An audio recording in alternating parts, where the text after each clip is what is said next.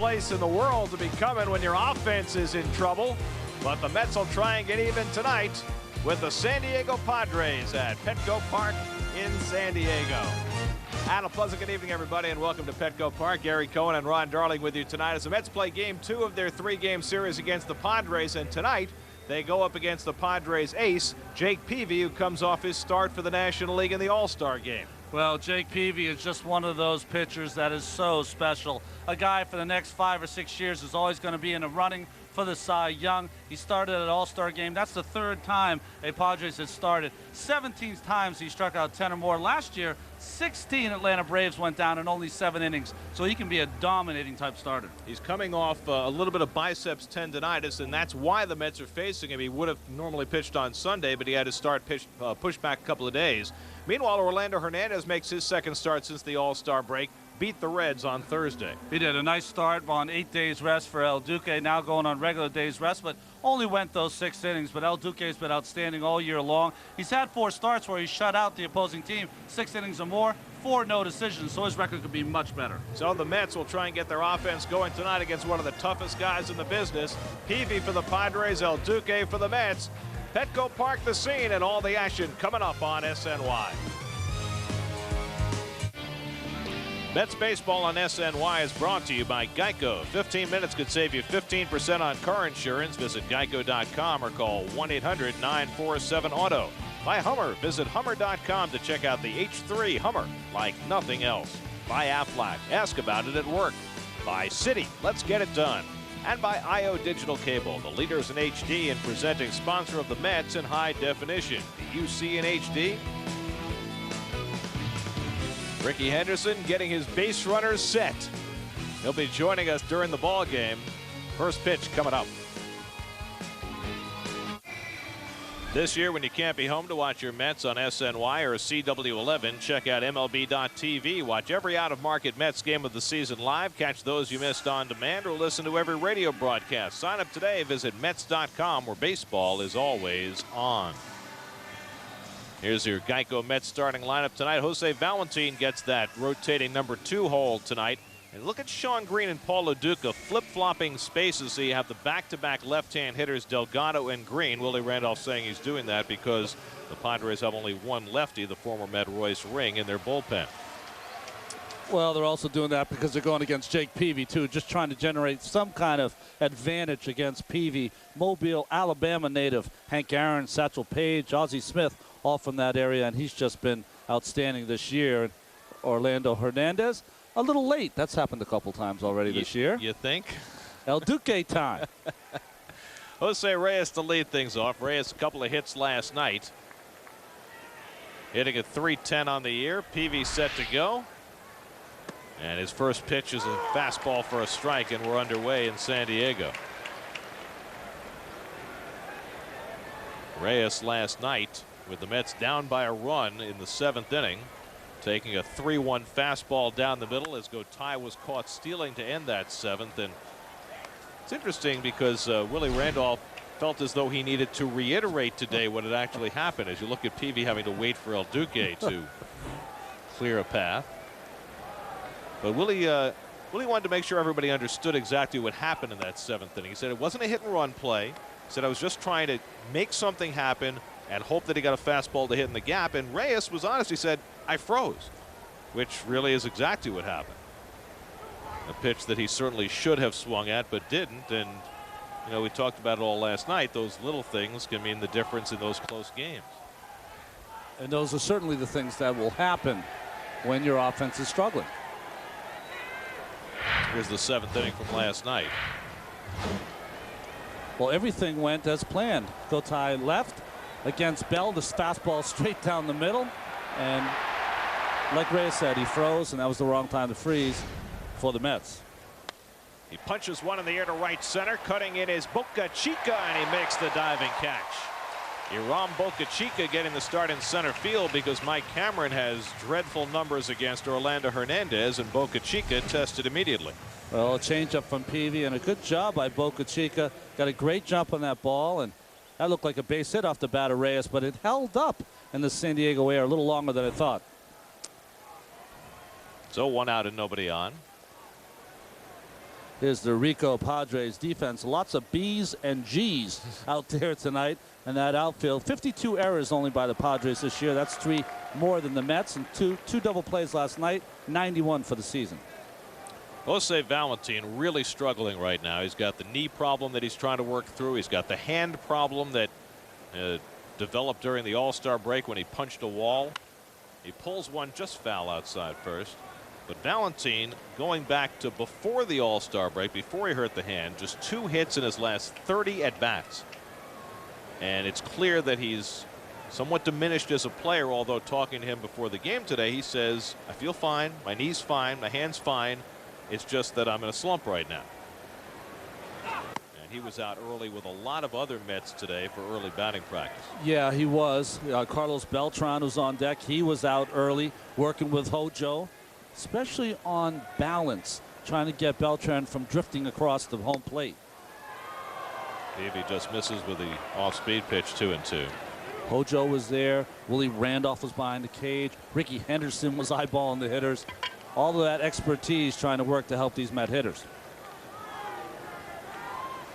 2-2 to Valentin, and he fouls off the fastball. Sometimes you can accomplish more when you're in a collective team slump on the road than you can at home. Yeah, you can get a lot of extra work on the roads. A lot of times at home, especially in New York, it's a little more difficult to get the guys out early to the ballpark. But on the road, you know, there's a lot to do here in San Diego, but you love coming to the ballpark early and get some extra work in. Peavy working hard on Valentin.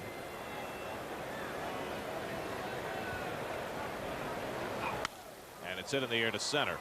And another chance for Boca Chica in his tracks. 2 out. Well, everyone always asks what makes Jake Peavy so difficult to hit. One, he's got almost like a football mentality out there. He just comes right at the hitters. It's a lot of arms and legs at you, but his stuff is just outstanding. Probably has as much movement in the National League as any pitcher with both his sinker and his slider. There's Beltran fighting a slump that's now stretched for about 3 weeks. And he pulls one off the first base bag and into right field. Beltran turns first. He'll go to second as Marcus Giles tracks it down. And Beltran standing with a shot off the cushion. So a little pinball from Beltran, his 19th double of the year.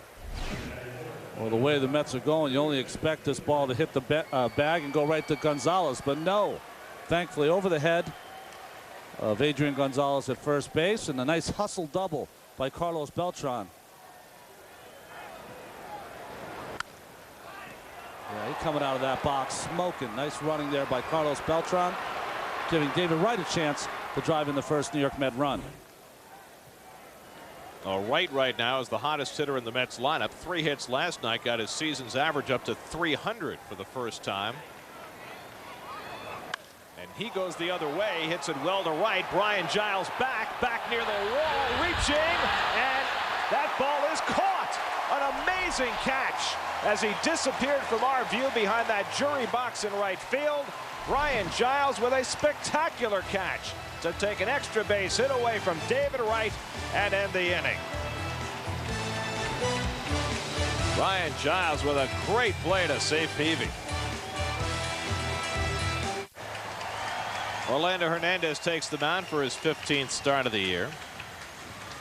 And here's the forward starting lineup for the Padres. The one change, Mike Cameron out, Aram Boca Chica in. Michael Barrett had the big night last night with 3 runs batted in. Milton Bradley moves up to the cleanup spot tonight for the Padres, who have the lowest team batting average in the National League.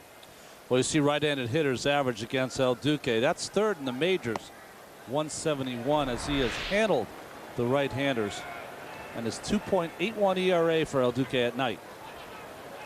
Ryan Giles, who just made that terrific play in right field, leads off and bounces one foul, 1-1. Giles coming back from a bruised knee that kept him out for more than a month, and since he's been back these last 2 or 3 weeks, Bud Black has been hitting him leadoff, and since he's come back, Giles has a .500 on base percentage, mostly in that leadoff spot. That's the best part of his game right now, as the breaking ball misses 2-1. El Duque, when he has issues, generally has them early. Marcus Giles on deck. He has a habit of settling in and running off long strings of retired hitters. In shallow left field, Lasting's Millage. And Giles retired one away. Well, you see the Mets outfield defense, Millage, Beltran, and Green. They have 8 outfield assists for the outfield this year. Wright and Reyes, I mentioned it last night. Now, the tandem on the left side that's played the most games together, 395 for Wright and Reyes. Here's Marcus Giles, who was 0 for 3 last night. He takes the slow curve in for a strike. Giles having a rough year. Look at that, just 240, 312 on base percentage. And you would have to say that in retrospect, the Braves made a great call on letting Giles walk away and going in a different direction at second base. What a chance they took, though. They took a chance on Kelly Johnson was a good enough athlete to convert from the outfield to second base, and boy, he has. He's done a nice job. And more recently, the young Cuban defector Junel Escobar has done a great job for them as Giles hits it to center and Beltran is there, 2 away. The Braves have been kind of remaking themselves on the fly, and Escobar has been a big part of that. He has. Well, the outfield is going to be busy tonight. 5 outs so far in this game, all outfield putouts. If you're a fly ball pitcher, this place is heaven, isn't it? The Braves have just lost their game. They were down 6-0. They got 4 in the 8th and 1 in the 9th, but the Reds held on to beat Atlanta 6-5. And so the Mets with a chance to increase their lead with a win tonight. And the curveball misses to Adrian Gonzalez, 1-0. So the Braves have been cooled off by the Reds the last 2 days after Atlanta had been on a tear. Adrian Gonzalez going through a tough time after a big year last year. And the backdoor breaking ball misses. And Gonzalez got off to a fast start this year, but his average has gone down every month of the season so far. He had 309 in April, 284 in May, 231 in June, and he's hitting 146 in July. But he drives this one deep to left. Millage going back. It's over his head, and it short hops the fence. Gonzalez on his way to second, and in standing with a 2-out double. 26th double of the year for Gonzalez, who's in the top 5 in the league in 2 base hits. Well, just the fastball away from El Duque. He usually tries to stay away from being behind in the count and have to go with the fastball, and this ball away. A nice hitting by Gonzalez. If he tries to pull this, that's a 4-3 instead. Drives that ball over the head of Lasting's Millage. Lasting's tried to play this off the fence, but it took a awful carom on him, and easy double for Gonzalez. Hit that mesh in front of that message board out there in left field. There you see the extra base numbers, and there's the mesh. Milton Bradley hitting cleanup tonight, and he takes the slow curve in for a strike. And El Duque really dialing back early on that curveball. Bradley playing just his 6th game as a Padre after they picked him up from Oakland. After the A's designated him for assignment, they got him for a song. Fouled back, and El Duque ahead 0-2. And the Padres are hoping this is the spot where Bradley finds his niche, is able to control his temper, and is able to hit the way he's capable, because he can hit. Well, good luck. But I think it's just so funny that a team like the A's that have been struggling for offense all year long get rid of Bradley. He goes to another team. Not only is he playing, he's the cleanup hitter. It's funny how that works sometimes. And Bradley lines it right to Delgado, side retired. An 0-2 mistake that El Duque got away with. A double by Gonzalez and 1 left. Delgado will lead off the second for New York. Carlos Delgado leads off the second inning against Jake Peavy. And Delgado takes the fastball outside. Carlos 1 for 4 last night, hitting .350 over his last 16 games. You see .354 in July.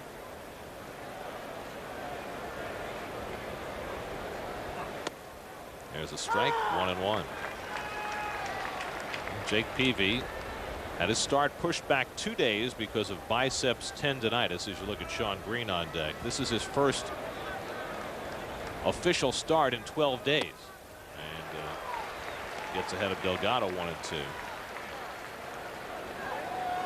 Well, the thing I like about Jake Peavy this year, and I think Bud Black has a lot to do with it. Bud Black, when he was a pitcher, cool as a cucumber on the mound, and I think he's done a lot to cool down a little bit Peavy as he strikes out Delgado. I think Peavy, if he had any criticism, he used to become a little bit of a hothead if he had a tough game, but this is the things he can do. This is just a fastball to a fastball hitter, and he just blows it by him. So 1 away.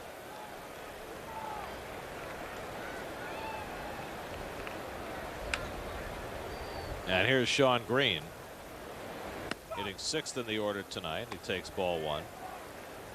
Peavy's ERA at 2.19, second in the major leagues behind his teammate Chris Young, whom the Mets will miss in this series. Fouled away. The other thing about Peavy this year is he's been able to sit and talk pitching every day with Greg Maddux. Yeah. And that's got to be, I mean, he's not the same style pitcher, obviously, as Maddux is, but that's got to be a great education for a young pitcher. 1-2 to Green. Well, there's a Maddux right there, being able to pitch on the inside corner to left-handed hitters. Maddux, even though he only throws 85, 86, 87 miles an hour now, still pitches inside. You can see Jake Peavy asking the umpire, Chad Fairchild, can I blow on my hand? It's a little, I guess for San Diego, it's cool. Wow. That's very unusual this time of year. It's 68 degrees. I'm surprised Fairchild said yes. And normally that's a 55 and under rule. Oh, yeah, at least. Although it does speed up the game, because if you don't, then the pitcher's going behind the mound licking his fingers for the entire game. Slapped on the ground toward the hole and into left field. In the city where the 5.5 hole was made famous, Green finds it. That's what Tony Gwynn used to call that hole at short. Well, Kozmanov with the dive doesn't have a chance, just perfectly placed by Sean Green. So the Mets have their second hit. And here's Lo Duca, dropped to the 7th spot tonight. Drove in the only Met run last night. It certainly had plenty of chances in last night's game. They had 9 hits, but scored only 1 run. A couple of double plays, a couple of caught stealings.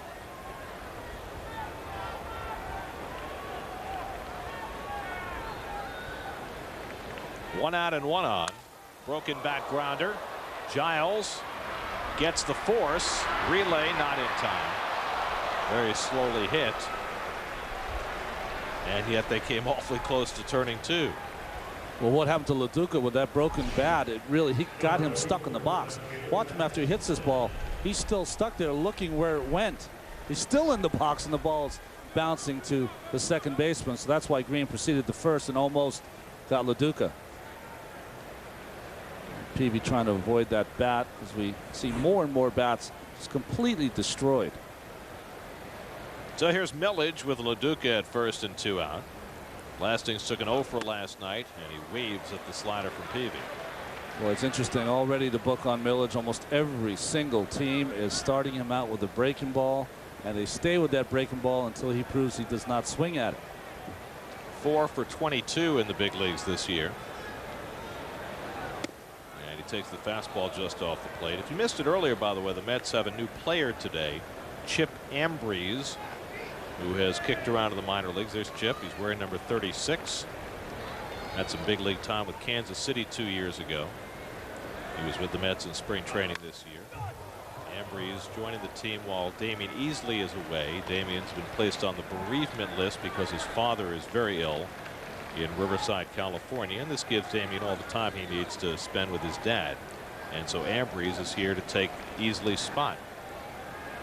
He hit 16 home runs in New Orleans this year. Fouled away by Millage.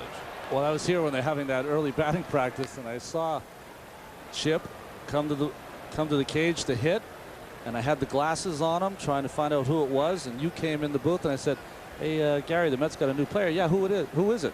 I have no idea. No idea. Well, now we know. Yes. Raymond Payne, Ambrose. Raymond Payne.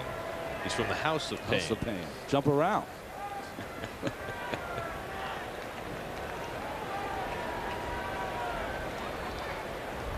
1-2 to Millage. And Lastings waves at the slider, and he's down. Second strikeout for Peavy. A base hit and one left. Middle of the second. Still no score.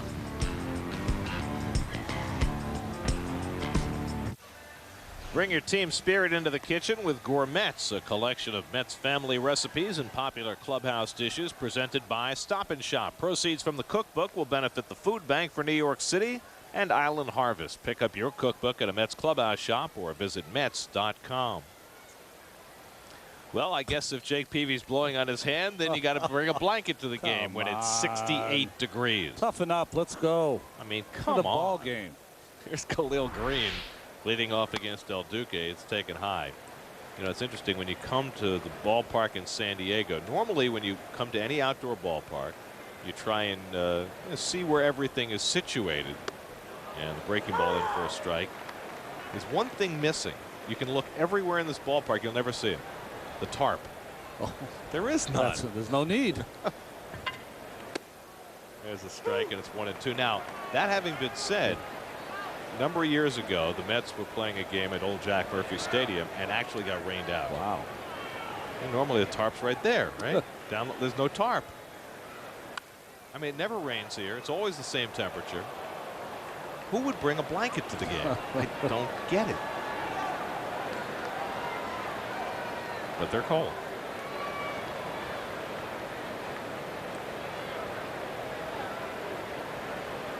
One and two to Khalil Green, who's hitting .240 on the year. 1 for 4 last night. And he got him with a fastball. First strikeout for El Duque. 1 out and nobody on. Let's check in with Kevin Burkhardt, who's in one of the interesting spots in this park. You know, guys, the Western Metal Supply Company, the building right behind me and above me, this company was pretty vital, though, to the growth of this city because it supplied steel products, wagon makers materials, and blacksmith materials to people around this area. Southern California, Arizona, really responsible for the growth of this city and, of course, some trade around it as well. And this building was built in 1909, and Green, the out is recorded here. Valentine chucks over to Delgado. This building built in 1909. It was shut down in 1975 and finally reinvigorated when the Padres decided to incorporate it into the building of Petco Park.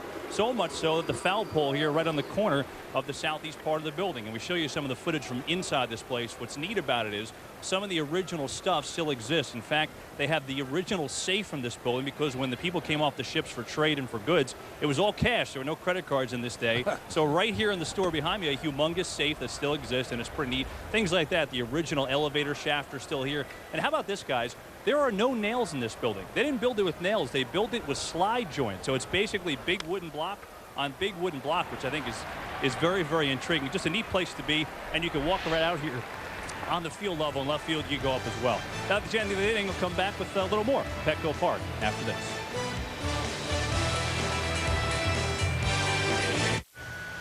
See some of the explosion of building that's gone on close by Petco Park as we ask the booth. Sufyan from, I hope I pronounced that right, from Ozone Park. Why do players at different positions use different types of gloves? It's a great question. As El Duque takes a strike. Well, of course, the first basemen have the bigger gloves because they have to reach and get those balls out of the dirt. The middle infielders have little gloves. Here's that first baseman's glove with Gonzalez. El Duque pushes a bunt. Gonzalez to field it, goes for the tag, but he runs into Peavy. He called him out, but did he ever touch first base? It looked as though Gonzalez had his path to the bag impeded by the pitcher Peavy, but the first base umpire Rick Reed calls El Duque out, and Willie Randolph, sling and all, is going to come out to argue. Well, he's saying that Gonzalez reached past Peavy and tagged El Duque, Yeah, which he did. He did. That's a good call. He certainly did not get to the bag, but he did make the tag. Well, very interesting the last couple of nights for these Padres pitchers covering. Today with Peavy getting in the way and David Wells having a hard time just getting to first base in last night's ball game. And El Duque feeling his oats after stealing a base in his last start, this time trying to bunt his way on. Well, he does a nice job, and it's a good bunt. Maybe just a bit too hard. But, where is Peavy going? At some point, you got to bail out, right? Yeah. Well, Duque trying to explain why he was safe, but well, he got tagged right on the belt buckle, it looked like. Reyes pops one up into shallow center, and Marcus Giles going out, and there are 2 out.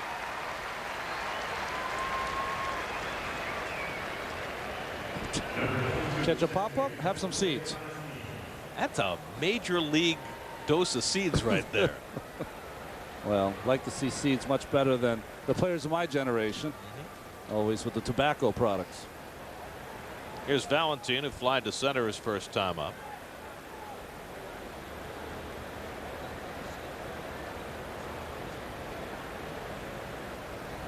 Anyway, we were talking about different gloves.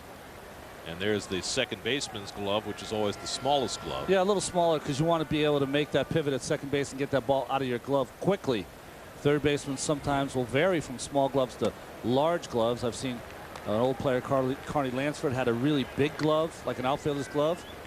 But you see that glove is very small on the hand of Giles. That's Khalil Green's glove. Older variety, smaller variety. And the outfielders' gloves are huge because it gives them more length to reach for fly balls. And you see all those laces on the glove. The reason that outfielders don't like to tie those, style. Great. They love a little fringe on the glove. And as a pitcher, are you using something more akin to a third baseman's glove or an outfielder's glove? I used to use a smaller glove, probably the size of Peavy, because I just felt comfortable fielding with it. But Greg Maddux, who we'll see pitch in tomorrow's ballgame, uses about as big of a glove as you're ever going to see because he believes the bigger the glove, he can knock down anything up the middle. Works for him. He wins the Gold Glove every year. On 3-1, Valentin lifts it to shallow center. And another chance for Boca Chica. He stares at Green for just a second. That was almost a bit of confusion. Well, we go to the bottom of the third. Ricky Henderson will join us on headset from the dugout when we come back.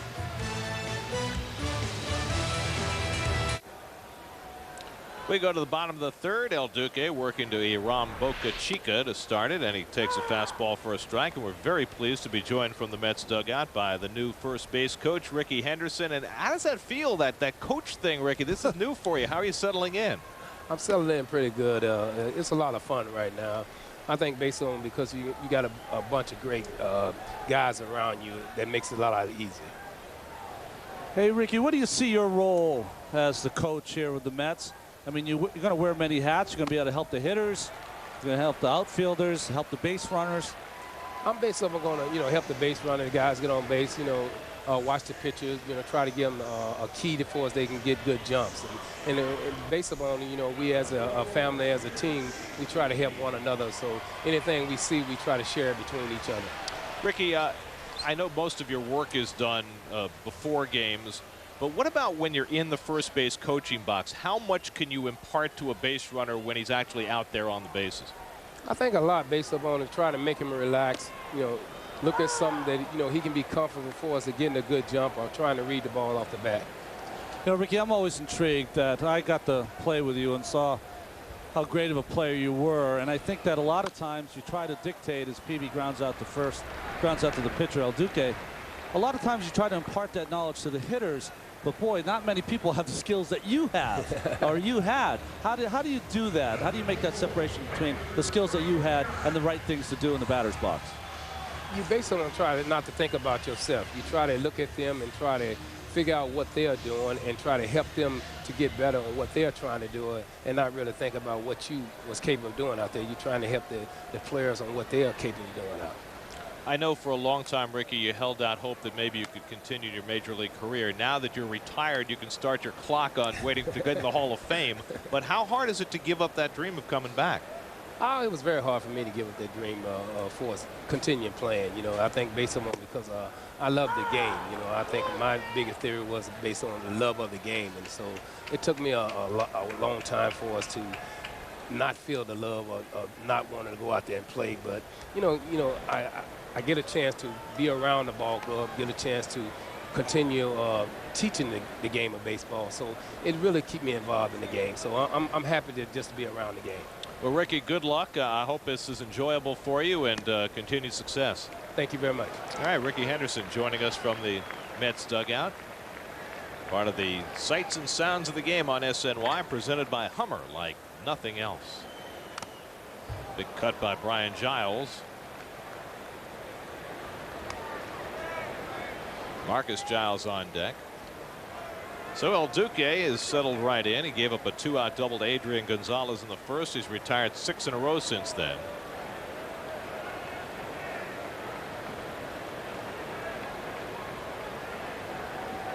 Well, Ricky's the only guy I've ever played with that could, you know, Ricky sometimes talks about himself third person. He'd say, you know, D, he's called me D. Ricky's going to have a good series. And he would. He'd go out and go 8 for 11, 4 stolen bases, leadoff home run. I mean, that's the kind of player he could be. Giles fouls it back. Well, I think you can say without reservation that Ricky was the greatest leadoff hitter of all time, and there's really nobody else in the conversation. He had more leadoff home runs. He scored more runs. He's second all time in walks. I mean, that resume is just packed solid.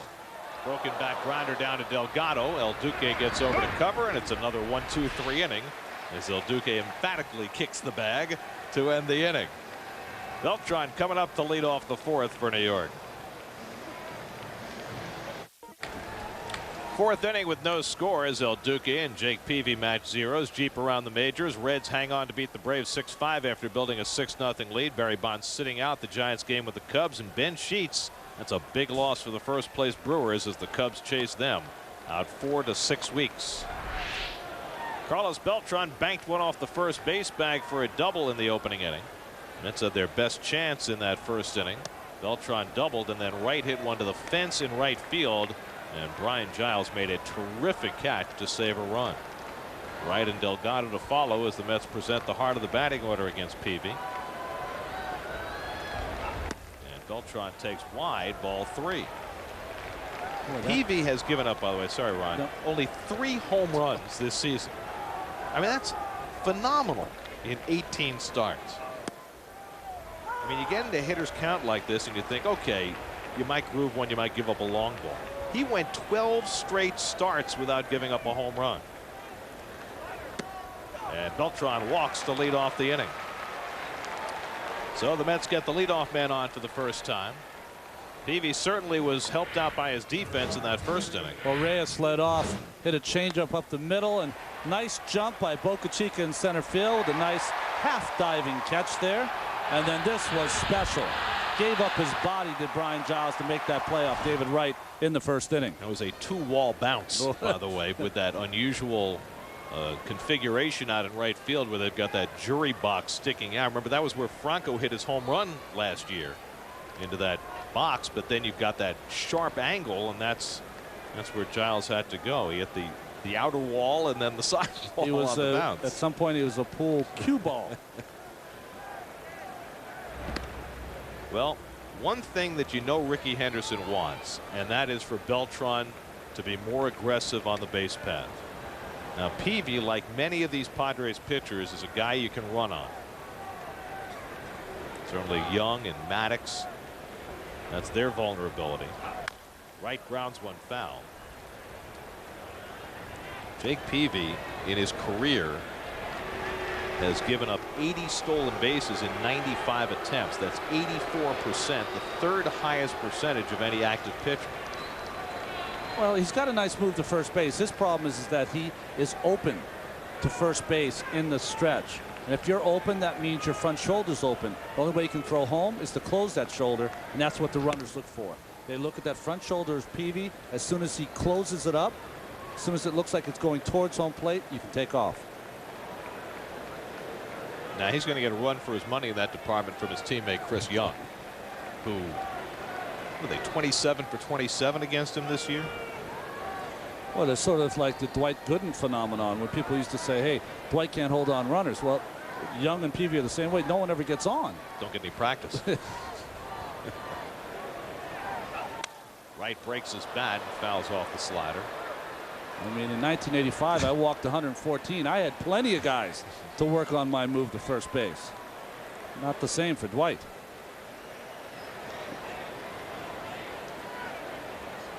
Well, the Padres as a team have given up more stolen bases by far than any team in the majors. Those 97, 13 more than the next highest total in the major leagues. Toronto has given up 84 stolen bases. Well, there's Chris Young on the right-hand side. That's 3 bats that Peavy's gotten so far. He's good for a half dozen usually a game. Should be getting a premium from the bat companies. Up and away to right. Jake Peavy from Semmes, Alabama. He is an avowed country boy. He and Roy Oswalt are good friends. That'll give you an idea. Oswalt, a Mississippian. Those guys go hunting together in the offseason.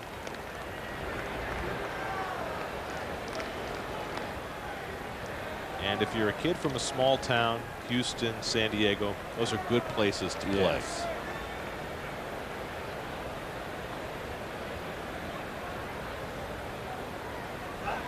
Struck him out with a slider. And Peavy has his 3rd strikeout of the night.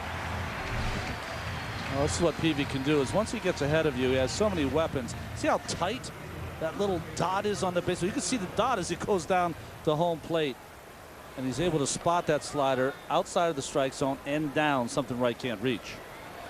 So 1 out and 1 on. Here's Delgado, who struck out his first time up.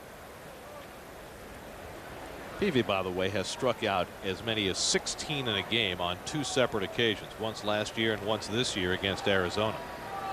Give you an idea how dominant he can be. Well, in that 4-game stretch, the first time he struck out 16, his next 3 starts, 10, 10, and 10. And in that game last year, the first time he struck out 16 was against Atlanta Braves. That was in 7 innings. This year came in with 125 strikeouts in 119 innings, more than a strikeout per inning, and second in the league in strikeouts starting the night. In tight to Delgado with a fastball, 1-1.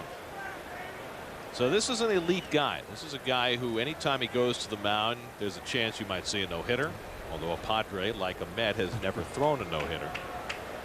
Not only have the Padres never had a no-hitter, they've never had a cycle. How is that possible? They came into the league in 1969, so they have 7 fewer years. This is their 39th season. The Mets 46th. Well, they had a no-hitter early in their career from Kirby through 8 innings against the Mets. But the Mets were winning, so they had to pinch hit for Kirby. Preston Gomez was the manager. Beltran started and then stopped. Delgado takes it outside. No swing. Says Tim Timmons down in 3rd. It's 3-1. Beltran took 1 long stride.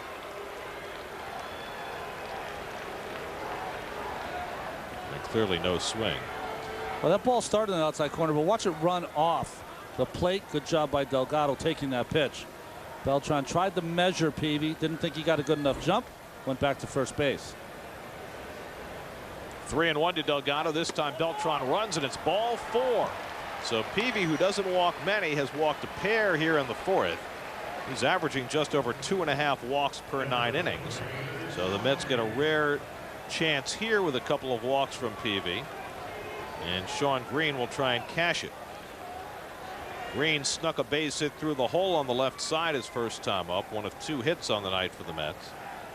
And he's done well against Peavy. He's hitting over 300 against him in 47 career at-bats. And he has 1 home run against Peavy. Be interesting. Last night's game, first pitch or hitting or in a 1-0 count, had a chance to measure a pitch and ended up grounding into a double play. We'll see if he's a little more patient here.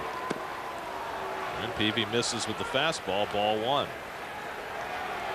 Now in the month of July, the Mets numbers in just about every department offensively have been poor. The batting average is not bad overall, but when they get runners on, that's when they stop hitting. And Green fouls it away. 1-1. Well, in his last couple of starts, Peavy against the Mets has been 0-1 with a 6 ERA, but that certainly was against a team or a lineup of the Mets that was hitting a lot stronger than they have been recently.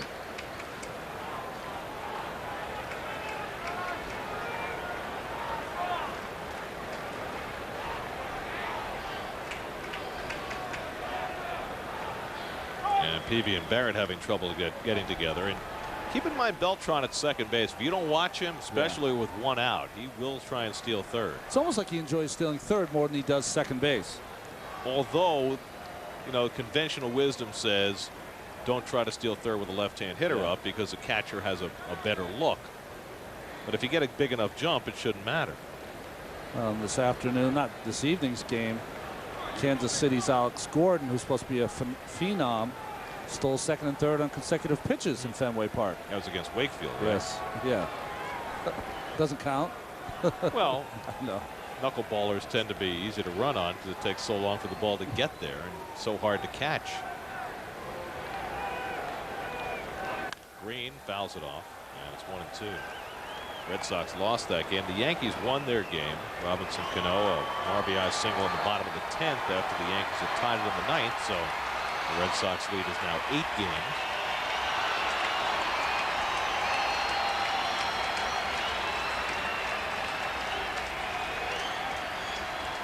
One and 2 to Green with Lo Duca on deck. No score. We're in the 4th. And boy, Peavy and Barrett have taken a lot of time. This just indecision, you think? I think that Peavy does not like his slider so far in this game. He's trying to go with more fastballs. I think that's confusing Barrett. And the fastball bounced foul.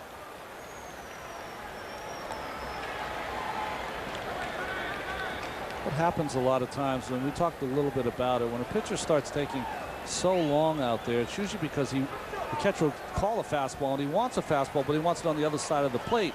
So the catcher has to go through all the signs. What I used to do a lot with Gary Carter, I used to just look inside. You saw Barrett with his fingers taped there. Peavy is blind as a bat without his contacts. I'm pretty blind too, so I always ask Gary to tape his fingers. He wouldn't, of course, but I would always ask.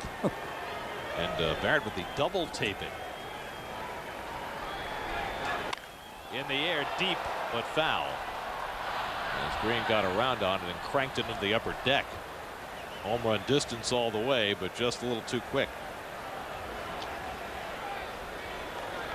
It's only 322 down that right field line. And you've got that jury box in the corner that sticks out. So if you're going to hit a home run here, that's the best place to hit it, right down that right field line. Padres pitching staff has given up by far the fewest home runs in the league. Too high, and it's 2-2. They got the pesky pole in Fenway Park. What would they name this one? The Colbert pole, maybe? Nate Colbert, who was a big player for them early in their existence. Or just the Petco pole. The Petco pole. Because you got that Petco sign right there on that box. 2-2 to Green. Fouled away. And Sean's getting his money's worth here. And the Mets have been trying to work some longer at bats, work some deeper counts, trying to push starters toward the edge. And in this inning, they're accomplishing that against Peavy.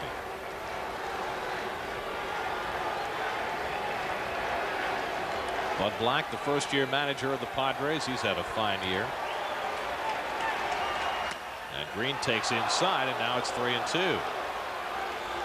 So Sean has seen 8 pitches in this at bat. You got Beltran at second and Delgado at first with 1 out. You certainly wouldn't expect to send the runners here with a strikeout pitcher on the mound. And if you did, Barrett would certainly throw that ball down to second base. Although Delgado, not being held on, can get a big jump. 3-2 to Green. In the air to left field. Back goes Bradley. He's there. And there are 2 out. So a long turn at bat for Green, but Peavy wins that battle. And now there are 2 out. And so it's left to Paul Lo Duca. Well, Lo Duca, you see what he's done this month with runners on, with runners in scoring position. In fact, for the season, Paul's hitting just 192 with runners in scoring position, and that's up based on his run scoring hit last night.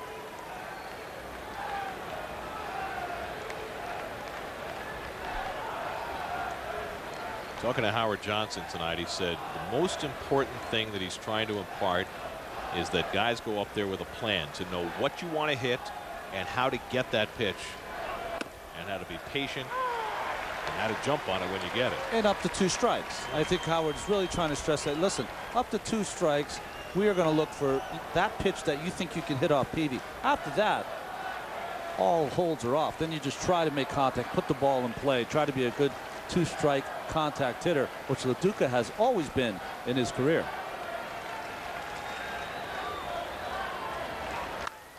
Lifts that one foul, and Peavy ahead in the count 0-2. And when you talk about going up with a game plan and looking for a pitch, it's not just looking for a fastball, it's looking for a fastball in a certain location early in the count, right? Yeah, absolutely. And I think what happens, though, is that when you're going through a slump as a team, you start to lose a little of that confidence that you can hit well with 2 strikes, so you end up being a little overly aggressive early in the count. And I think we've seen that with Lo Duca as much as with anybody else lately. 0-2 to Paul. And he takes the slider off the plate, 1-2. They're all good hitters, and they had a great one here in Tony Gwynn. All good hitters are tough because they just refuse to give in to the pitcher until there are 2 strikes. They have the confidence that they're good enough, even if they get down 0-2, 1-2, 2-2, that they're going to make something happen. This will be the 27th pitch of the inning for Peavy. So he's had to work hard here in the 4th. But he's 1 strike away from getting out of trouble.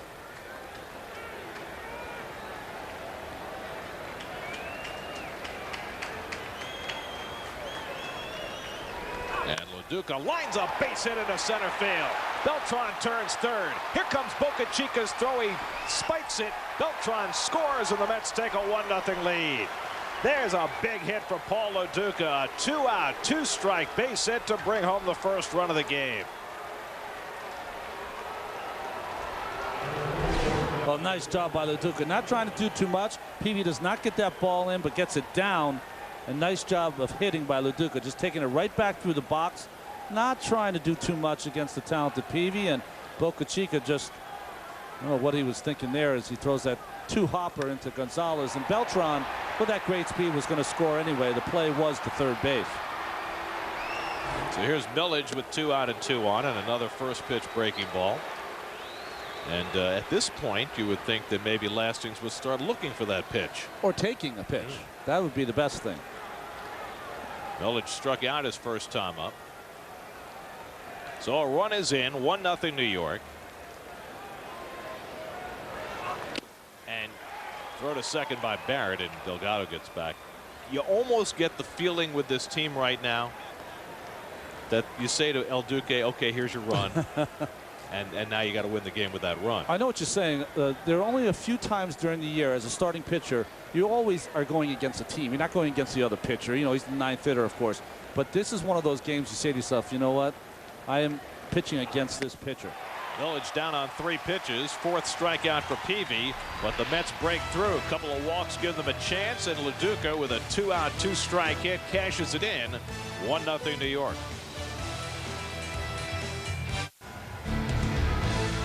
Well, it's 12 days until Tony Gwynn gets inducted into the Baseball Hall of Fame in Cooperstown, and here in Petco Park in the Padres Hall of Fame. They have a lot of memorabilia from Tony Gwynn, the old mustard and mud uniforms,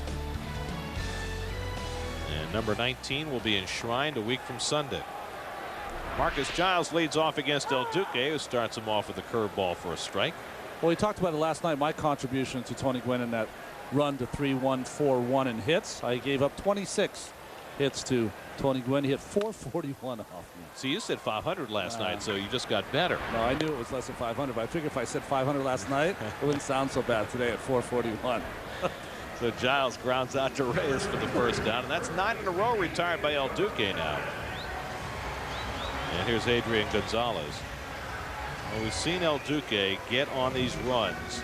In his last start, he retired the last 12 batters to face him after struggling a little bit early. Tonight, he's given up just 1 hit, and that was the double to Gonzalez in the first inning. And he misses outside, 1-0. Well, there's much of what Tony Gwynn has done in his career. 8 batting titles, 338 career batting average, and all in the uniform of his hometown team. In the air to left, a long run for Millage going back near the wall, and it's off the base of the fence. Gonzalez on his way to second. Millage's throw coming in. The slide just in there safely. And Gonzalez has his second double of the game. Oh, just good hitting by Gonzalez, and this is one of the reasons that he has thrived here in Petco Park and with the Padres, the ability to hit the ball the other way. Millage playing him pretty straight up, and nice job of hitting on that hanging curveball from El Duque.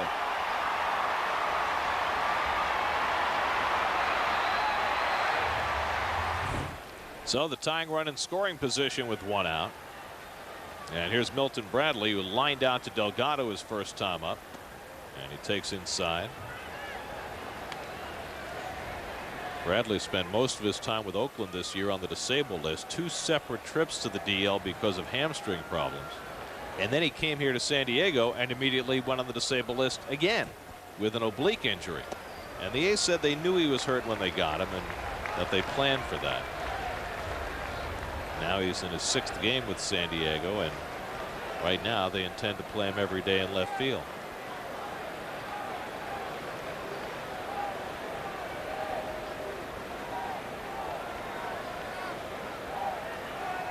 Now Duque behind 2-0. You got the right-hand hitter Green on deck, and he's working very carefully to Bradley here with first base open.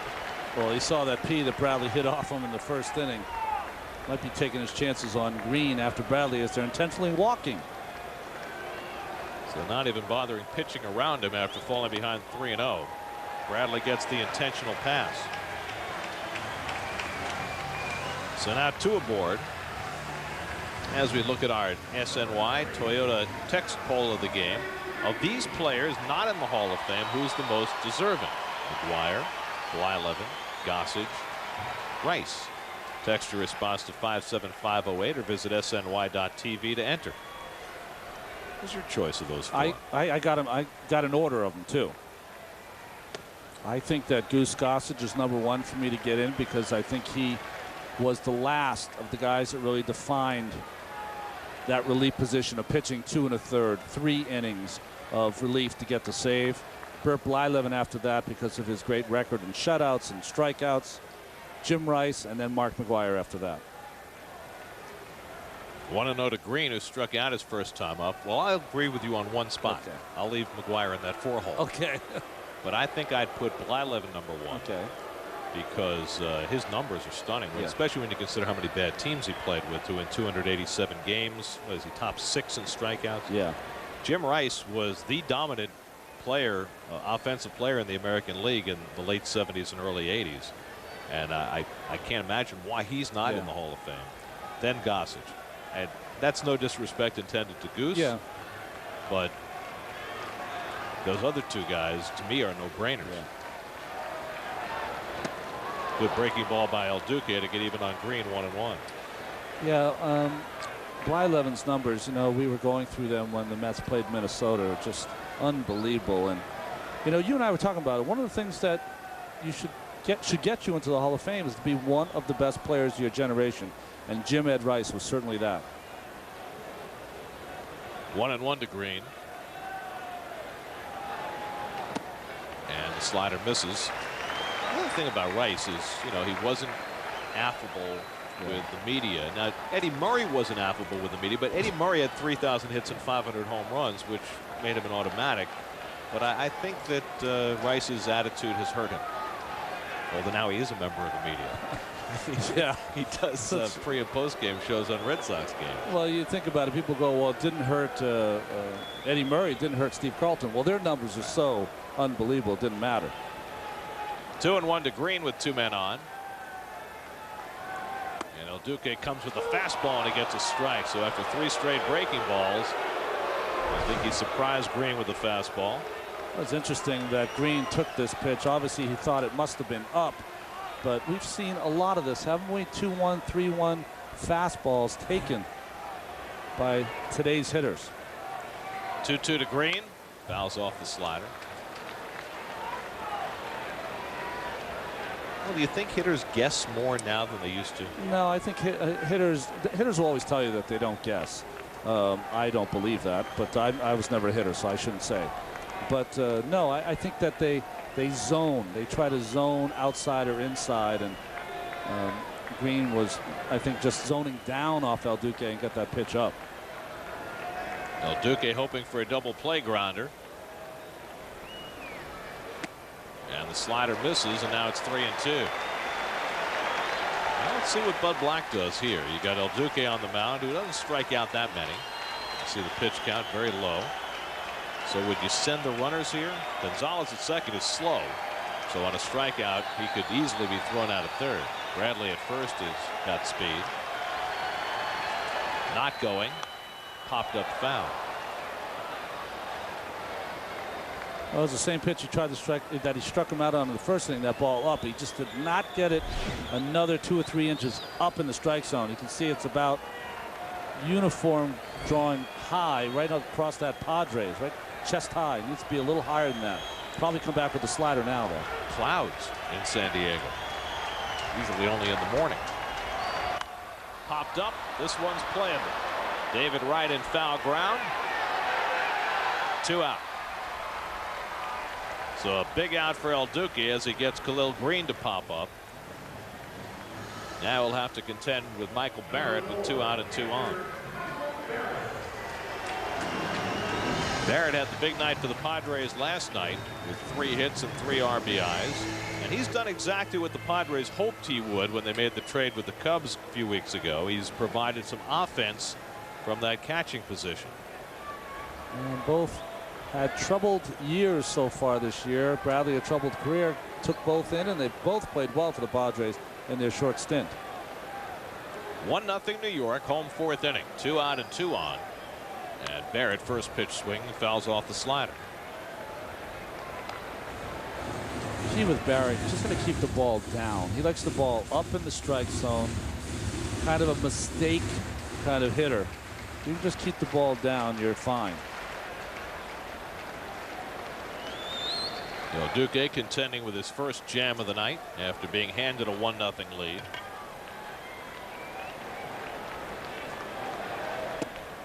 And the slider misses 1-1. Gonzalez at second, he doubled. Bradley at first, he was intentionally walked. 2 out.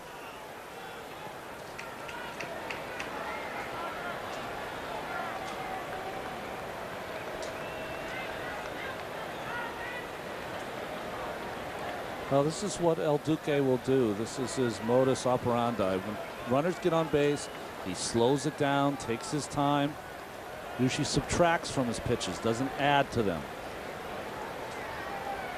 Nobody covering. Just trying to give Gonzalez an idea, because if you can keep Gonzalez close there, he's slow, and he may not score on a base hit to the outfield. Well, another veteran move by El Duque, just showing that courtesy move to Gonzalez to keep him closer to the bag.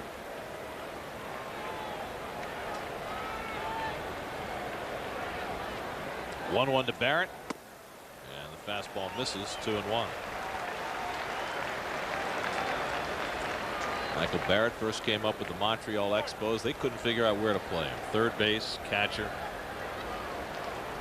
Kevin Kuzminoff on deck, and he got caught in between during those years in Montreal.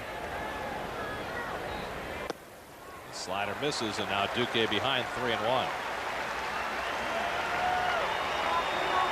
And generally, if El Duque gets that first guy out, he's able to keep the opponent off the board. He got the first man out here in the 4th, and he's trying to keep that string going.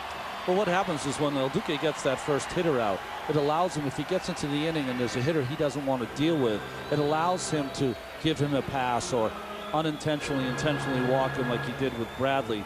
Pitch to the right-hander Green, who he got out. And now he's got the batter that he should be able to get out, Michael Barrett, but now he's got a 3-1 count. Nobody was better at managing an inning like that than David Cone. Oh, he was. Especially later in his career. I mean, he would spin on certain hitters. He'll walk 6 if he had to, just to get to the right guy. 3-1 now to Barrett, and he popped it up. El Duque makes the big pitch, and Valentine's under it to end the inning. So 2 pop-ups from El Duque, Green and Barrett, after the Padres got 2 men on. On to the 5th, the Mets with a 1-0 lead.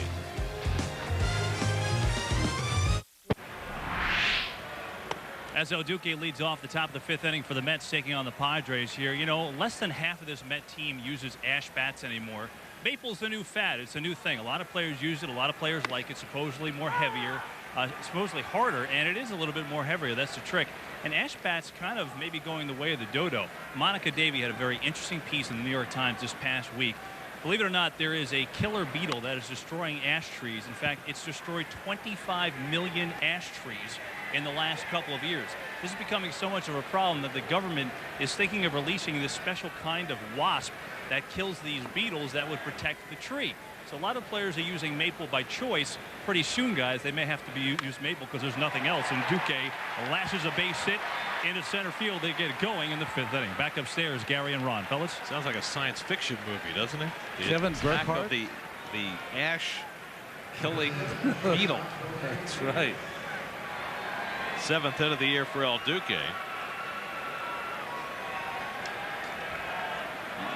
El Duque has just done a fantastic job this year. Now 7 for 29. He's got a couple of doubles, 3 RBIs. You talked about that stolen base. Tried to bunt his way on first time up.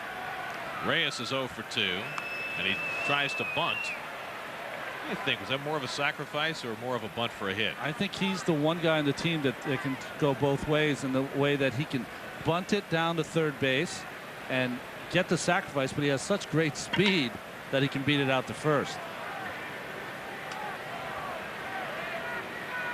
Duque tried to bunt his way on his first time up.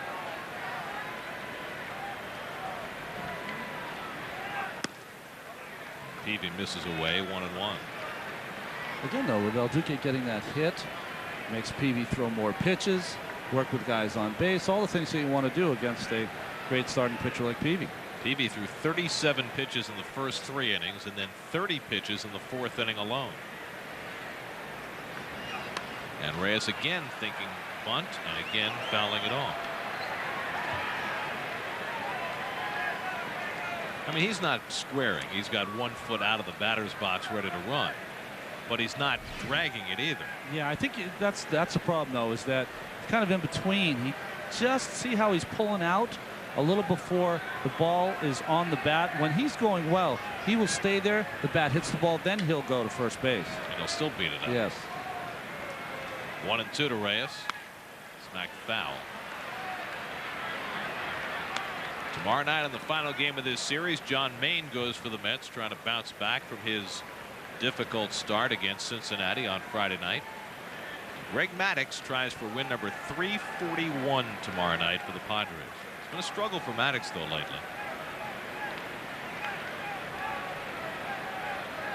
There goes Duque, the pitch inside, the throw by Barrett, not in time, and El Duque has his 2nd stolen base of the season. Unbelievable. Well, we talked about doing the little things. We just didn't know it was going to be El Duque who was going to be accomplishing that, with Peavy not paying any attention to him. El Duque has the green light from Willie that you can take it if you're going to be 100% safe, and he was there. Well, Duque already had become only the 3rd Met pitcher in history with more than 1 stolen base in his Mets career. Seaver and the late Danny Frisella, the only other pitchers have had 2 or more, and now El Duque has 3. 1 last year and 2 this year at the age of whatever. 2-2 to Reyes with nobody out. In the air toward the gap in left center field, but Bradley gets over and makes the catch. Now Reyes hit it solidly, but Bradley able to get over. 1 away. Time for a City Baseball Night in New York update. Let's go to the studio and Matt Yellow. All right, thanks a lot, Gary. Reds and Braves, you mentioned the final score. Brandon Phillips doing his part, driving in a couple of runs. A 6-0 Reds lead becomes a 6-5 Reds win. See more on Geico Sports Night. All right, Matt, and in L.A., Shane Victorino's just tripled in a couple of runs, and the Phillies are up 5-0 on the Dodgers in the 4th. Here's Valentine, who's twice flied to center field. Jose now 0 for his last 12, 2 for his last 32.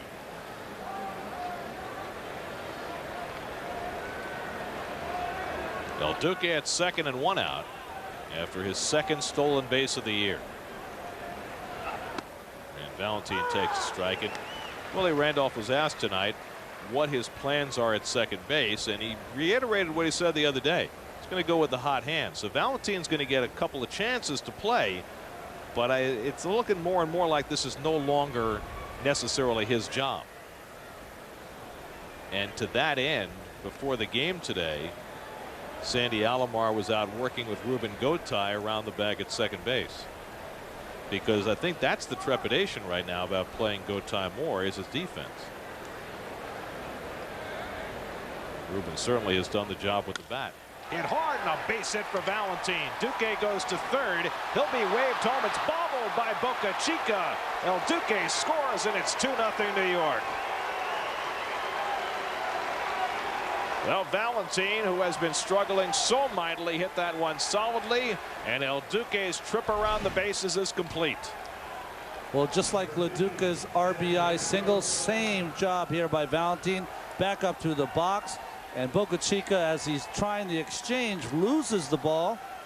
And this was a great secondary lead by El Duque. The long strides of Orlando Hernandez proving right as he scores a second run for the New York Mets. So 2-0 New York, and Carlos Beltran takes a strike. You talk about helping your own cause. Well, the oxygen tank is right down below there. El Duque will go hit that for a while. Beltran doubled off the first base bag and then walked and scored the first Met run in the fourth. Well, that was you talk about a hitter who needed a hit in a particular spot. That was huge for Valentin. Well, we talked about it before the game. He was out for early hitting. Big smile on his face. He's got a lot of confidence in his ability to hit. He's been doing it for a long time. And he's a little hampered right now because of the knee and the hand. In the dirt, Valentin with a quick jump, and Barrett can't pick it up anyway. Valentin, as soon as he saw that ball hit the dirt, was on the move, and even though it didn't get very far from Barrett, Valentin winds up at second. Well, this is what we've always talked about with Jose Valentin. His instincts for the game are impeccable. Good secondary lead. As soon as it hits the dirt, quick start, and easily makes second base. Nice base running. So the Mets handling those little things tonight. 1-2 to Beltran with Valentin in scoring position. And he pulls it foul. And you know, Beltran was out early today. I know you were watching him. And he's looked like a little different hitter tonight. Yeah, he and Howard were really working on his balance. He's starting on the left side to fall over a little bit. So what Hojo did is got him in a stance where he could push on his back and he would not fall over. Takes inside, and it's 2-2. And you can see how better balanced he is. A lot of times, balls away from him, he'll drift and fall over the plate. Hojo's trying to get him to be real solid from the waist down. David Wright on deck. And I think it benefits Beltran to be facing a pitcher who throws everything hard, because he's been so far out in front. On the ground, past the diving Kuzminoff and down the line. Valentin around third. He'll come in to score. Beltran in at second with a run-scoring double, and it's 3-0 New York. Second double of the night for Beltran, his 56th run batted in. When you've got that good base as a hitter, there's so many different things you can do. When the ball is away from you, you have that good balance. What you can do is not only can you hit it the other way, but when you have good balance, you can drive it the other way. And that ball hit past Kuzminoff because it had that good giddy up on it off the bat of Beltran. So the Mets jumping on the National League's all-star starting pitcher. A run off Peavy in the fourth and two more here in the fifth, and it's 3-0 New York. And a lot of smiles where they had been frowns just a few minutes ago. You know, Gary, this is, you know, the beginning of this game, long way to go, but these are kind of things that you would see from last year's team. They would kind of, you know, who they were facing, they would play the game the way you had to play it against certain pitchers. A good pitcher like Peavy, you have to manufacture some runs, and what a great job so far.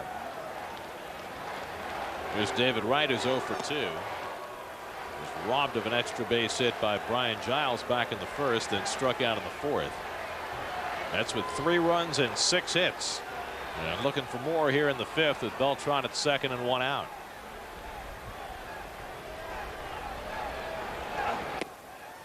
You know, you look for turning points over the course of a season.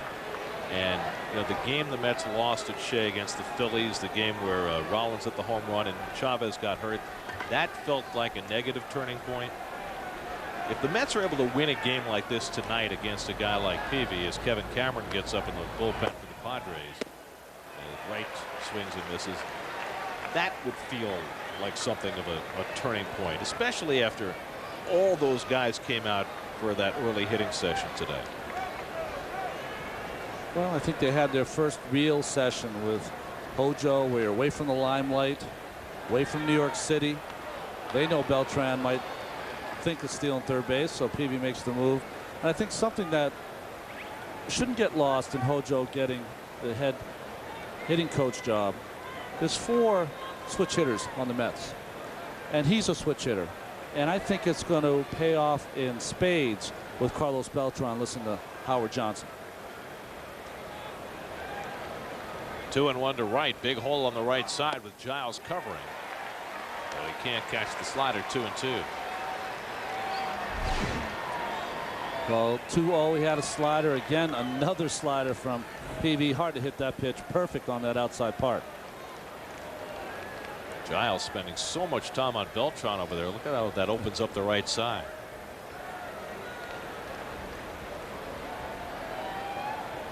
Two to right. Struck him out. Second time Peavy's gotten right. That's 5 strikeouts for Jake Peavy. Well, Peavy just stayed with what works. Sometimes you set up hitters to come inside, but he just kept going to the well with that slider, really going with it until Wright proved he could hit it. Not able to in this at bat.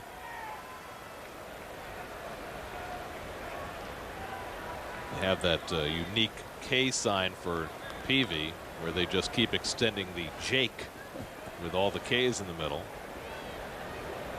Here's Delgado, who struck out and walked. Took up a lot of space when he struck out 16. Yeah. Wow. That second K is in a little bit of trouble there. And needs some K repair. I got some tape here. We can send it out. Delgado has struck out and walked 0 for 1. And he bounces this one down to first. Gonzalez makes the grab, and the inning is over. But the Mets get a couple off Peavy as El Duque, with the stolen base, energizes the offense. Run scoring hits by Valentin and by Beltran, and the Mets have a 3-0 lead.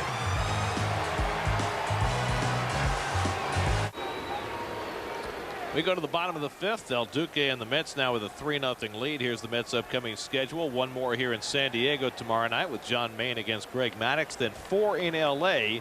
Thursday night, Tom Glavine goes for number 299. And the Mets are back home next week against the Pirates and the Nationals. Kevin Kuzminoff takes a strike. Well, the Mets working their way to a 3-0 lead. And again, there are certain games where you have a certain feeling about a team doing something special over the course of a year, as Kuzminoff lines one to Millage and left, 1 away. And it's early in this game. The Mets don't even know if they're going to win it, but certain games feel that way. Yeah, and you know what's special as Orlando Hernandez continues to pitch well here, getting that first out, is just that, you know, El Duque's a leader.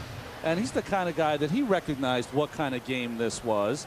And, I mean, not only doing it on the mound, but inspiring his teammates with a steal a second and scoring a run. I mean, those kind of little things only an El Duque can do. A Pedro Martinez, pitchers like that.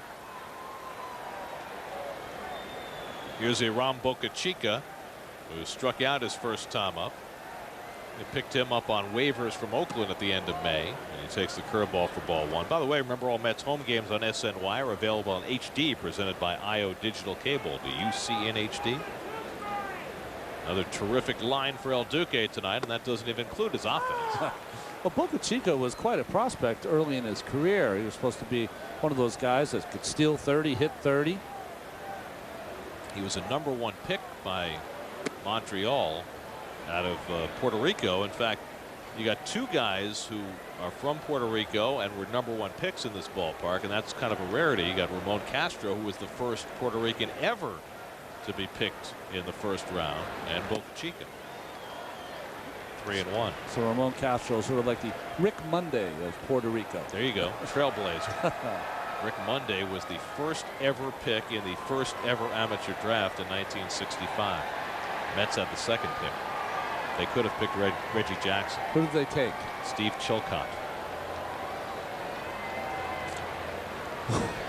Exactly. 3-1 foul back.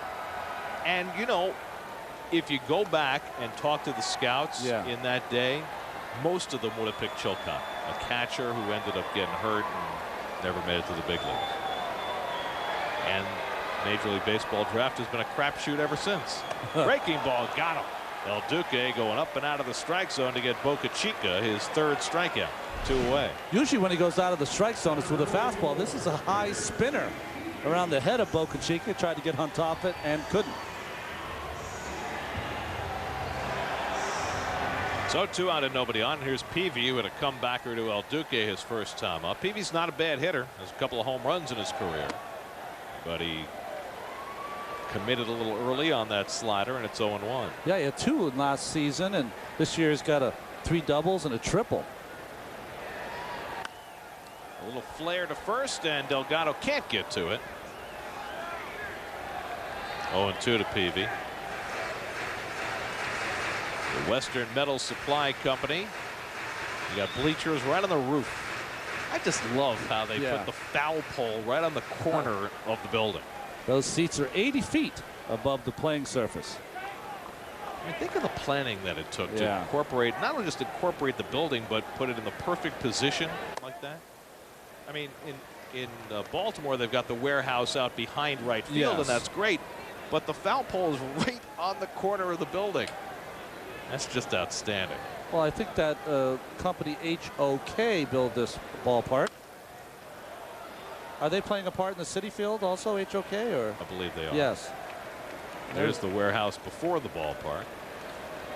And I guess City Field is going to have a little bit of that field because there's going to be the offices right in a brick building behind right field in City Field. Right along 126th Street there. 2-2 to Peavy. Well, you got a little bit of Ebbets Field, a little bit of Tiger Stadium, a little bit of Camden Yards. Nice. Breaking ball just misses. El Duque thought he might have had it, but Chad Fairchild said no, and it's 3-2. I think it's a good call by Chad Fairchild. Starts on the plate, breaks off about 6 inches. I don't know how Jake Peavy held up on that. 3-2, and that's ball 4. So El Duque had him 0-2, but Peavy draws the 2-out walk. So just as El Duque sparked the Mets offense, Peavy tries to do the same for the Padres. No matter how long this game is played, the manager of any team in baseball will have the same reaction after a pitcher walks the pitcher, especially with 2 outs. And does he automatically have to say to the pitching coach, how could he do that? Yes, of course. What's the answer? Well, the pitching coach gets red in the face and feels bad. Brian Giles takes a slider for a strike.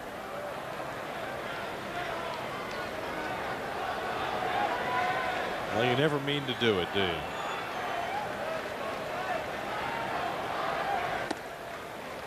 Well, if you have a pitching coach that's on your side, he'll stand up for you and say, hey, listen, Fairchild missed that 2-2 pitch. That was right there. But if you have a pitching coach that's not on your side, he'll go, I don't know, Skip, he does this all the time. You're right. It's got to be better than that.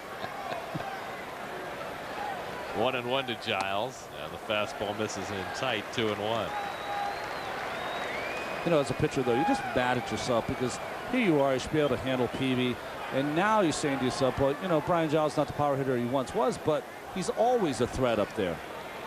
Just 2 home runs this year, and he takes the fastball for a strike. 2-2. But most importantly, it just means you have to work that much harder in the inning, throw that many more pitches, and maybe cost you down the road in the game. Well, Duque right now, usually 7 innings is his max, and this might take you away from that 7th inning.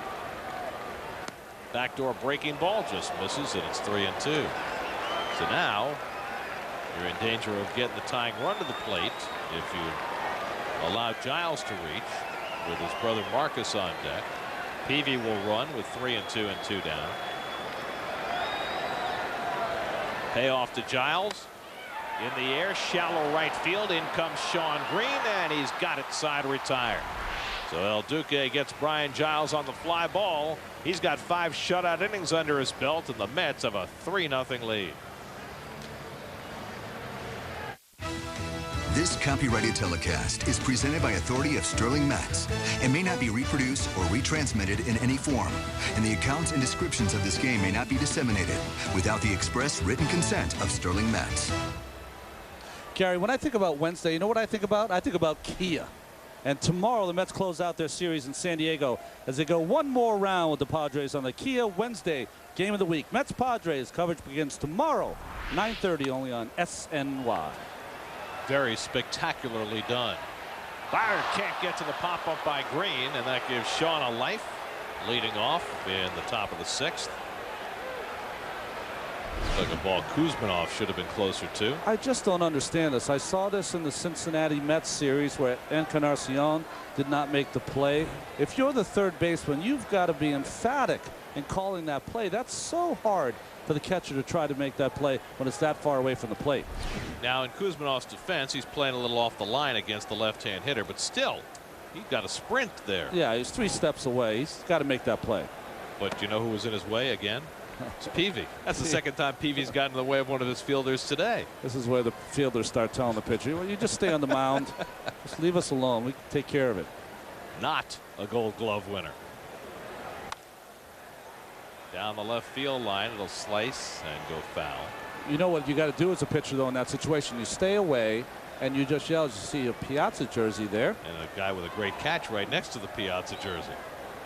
As a pitcher, though, what your job is to do is to get close enough so you can yell the name of either your catcher or third baseman to make the play. I would be yelling Kuzminov or Kuz, make that play. And apparently that was the problem with the play against the Reds. As Green taps one softly, Giles comes in, Peavy has to cover, and the 4-1 putout gets Green one away. That game against the Reds, the official score initially gave an error to Kuzminov for calling off the catcher and not catching the ball. Oh, Encarnacion, you mean? Yeah. Yeah, in Cincinnati. Yeah. Right. But then they asked downstairs, and it turned out that the pitcher had actually called off the catcher, Ross, and that's why the ball fell. So they said, you know what? If it's the pitcher who's calling him off, it's 3 guys. It's the pitcher who would have gotten burned for it anyway. No error. Yeah. So they didn't give an error at all. They took it away. I think it was it Weathers at the time? I'm trying to remember who the pitcher was. I think it was Weathers. It was late in the game. Here's Lo Duca, who drove in the first Met run. And for a team that has been struggling, particularly in scoring position, particularly with 2 out and runners in scoring position, Lo Duca's hit in the 4th inning was enormous. You know, you don't want to get crazy about this, but the Mets have taken so many first pitches from Peavy, and that's almost the opposite that you would think their approach would be against the hard-throwing right-hander. A lot of times you think about to yourself, this guy's got great stuff. I can't let him get to his slider. I'm going to make sure I put that first fastball in play. The Mets have been just the opposite against him tonight, and it's paying dividends. And because of that, that pitch count up to 3 digits. 3-0, and Lo Duca takes a strike. You know, Peavy's unusual because he's got a glove. If you look at his glove, he has a webbing that you can see the ball through, and then his index finger is not covered by any leather. Back to the mound, and Peavy's got it. Lo Duca retired, 2 out. I remember early in my career, I used to use one that had open webbing, and I did not have the leather attachment that covers the index finger. And I was pitching in a spring training game for the Texas Rangers, and after the game, Don Zimmer, who was the manager of the Rangers, came up to me and said, I knew every pitch that you were throwing. And I said, how did you know that? He said, when your index fingers wiggles, then you're going to throw a curve. So you got to make sure you get that inside your glove. You know, a lot of guys like the index finger to be outside, but you've got to get some kind of covering. Yeah, they have that little leather that they sew on outside the glove so it covers your fingers and the hitters can't see you, give away your pitches. Knowledge pops it up, straight up for Barrett. Don't trip over your mask, and Peavy picks it up and pulls it out of the way. Well, Peavy's done a little extracurricular activity. That time he helped out his teammate rather than getting in his way. Housekeeping.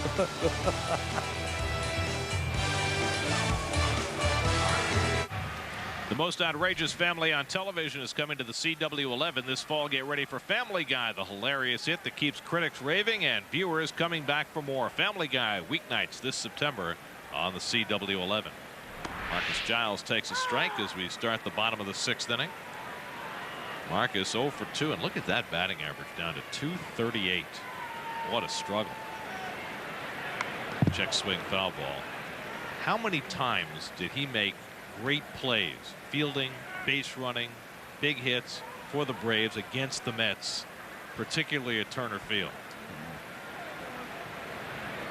And he strikes out on 3 pitches as El Duque gets him with a slider. That's 4 strikeouts for El Duque. Well, just beautiful pitching. First pitch fastball, fastball in, and third pitch slider away. Just great setup pitches. Talking about Marcus Giles, he reminds me a little bit of Moises Alou in the way that they played the game real hard, 100% at all times, and they've suffered injuries throughout in their career. Of course, not as much as Moises, but their body seems to be breaking down as they get a little older, you know, because of that wear and tear of playing the game that hard. But you know what the difference between the two of them is ultimately? Moises still has a really quick swing. Yeah. Giles has such a long swing that as he gets a little older, he can't get that bat around. So right, Moises has just a short swing. He's strong enough in his forearms and hands that he can still get around, as you see Giles talking to Marv Retterman, the hitting coach for the Padres. Adrian Gonzalez is a pair of doubles tonight and a 2-0 curveball in for a strike. Gonzalez has gone the other way twice for his 2 base hits. Milton Bradley on deck. El Duque has allowed just those 2 hits. Walked 2, struck out 4. And the breaking ball misses 3-1. Well, right here, El Duque's got to be telling himself, okay, I walked the pitcher last inning. Need to really go after Gonzalez right here with a 3-0 lead. You don't want to give them base runners. Kevin Cameron up again in the San Diego bullpen. On the ground to Valentin. And Gonzalez retired for the first time tonight. 2 out and nobody on. Time to check in with Matt Yaloff, a Baseball Night in New York update. All right, Gary, a lopsided affair in Los Angeles. Ryan Howard with his 23rd home run put the Phillies up 8-0. It's now an 8-1 game. J.D. Durbin shutting down the Dodgers. See more on Sports Night. All right, Matt, that one L.A. run coming on an RBI hit by the former Philly Mike Lieberthal. A rare appearance for him. Bradley 0 for 1. He's lined out and walked. Well, they're going to have to watch out the Dodgers because, you know, you end up wanting to play Martin every single day because he's so talented. But you want to make sure that he stays strong for August and September when you have to make your run. Well, Russell Martin's not only catching and hitting, he's stealing bases. Yeah. And that breaking ball missed somewhere. Well, we saw the other day, right? Almost all year it's been Wright and Reyes #1 in combined stolen bases by teammates. And now Martin and Pierre for the Dodgers have come close as inning ends for El Duque. 1, 2, 3 for El Duque. A strikeout and 2 grounders. And the Mets with a 3-0 lead as we go to the 7th. We go to the 7th inning in San Diego. Time for our Aflac trivia question. Who are the 3 Padres pitchers to win the Cy Young Award? This is actually a very tough question, because one of them was a relief pitcher who you wouldn't think of in a million years unless you remember the season. Speaking of relief pitchers, Kevin Cameron comes out of the bullpen for San Diego. Talk about having a season. Cameron, look at that ERA, 0.31. Left-handers hitting only 200, right-handers 130. This has had a magical season so far for the Padres. His 17 1/3 shutout innings to start his major league career, with the most ever by a Padres pitcher, having a better year but a similar start as Joe Smith did for the Mets. Well, he's got the luxury of pitching in the best bullpen in the National League, as El Duque leads off the 7th against Cameron, and so they haven't had to use him in the most pressurized situations. By the way, that's a hint in the Athletic trivia question as El Duque swings and misses. If you remember the number. Bill Webb, the king of subtlety. Yes. On the ground down to first. And El Duque, who sparked the Mets rally in the 5th, is retired for the first out here in the 7th. Now, the Mets have gotten exactly what the doctor ordered tonight from Orlando Hernandez.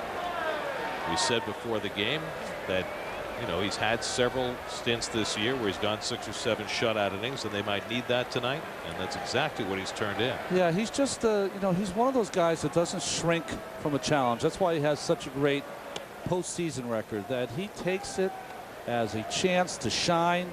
He wants that spotlight, needs that spotlight, to tell you the truth. Reyes is a hard 0 for 3 tonight. Has had a couple of hard hit balls to the outfield that have been caught.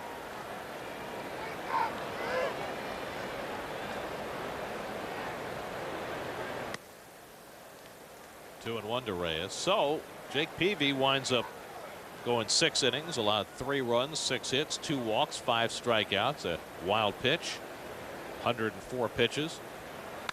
On the ground down to Gonzalez, a very good fielder, and he finds Cameron 2 away. So 2 up and 2 set aside on grounders to Gonzalez. Be part of the summer excitement at Shea with Mets season tickets. Prorated packages include postseason ticket purchase options, and continuing full season ticket holders will have priority access for season tickets at Citi Field. To get your season tickets for the rest of 07, call 718-507-TIXX or go to Mets.com today. Here's Valentin, who had a big hit in the 5th inning, all the way to the backstop, 1-0. Valentin singled to center to drive in the 2nd Met run after El Duque had put himself in scoring position by stealing second.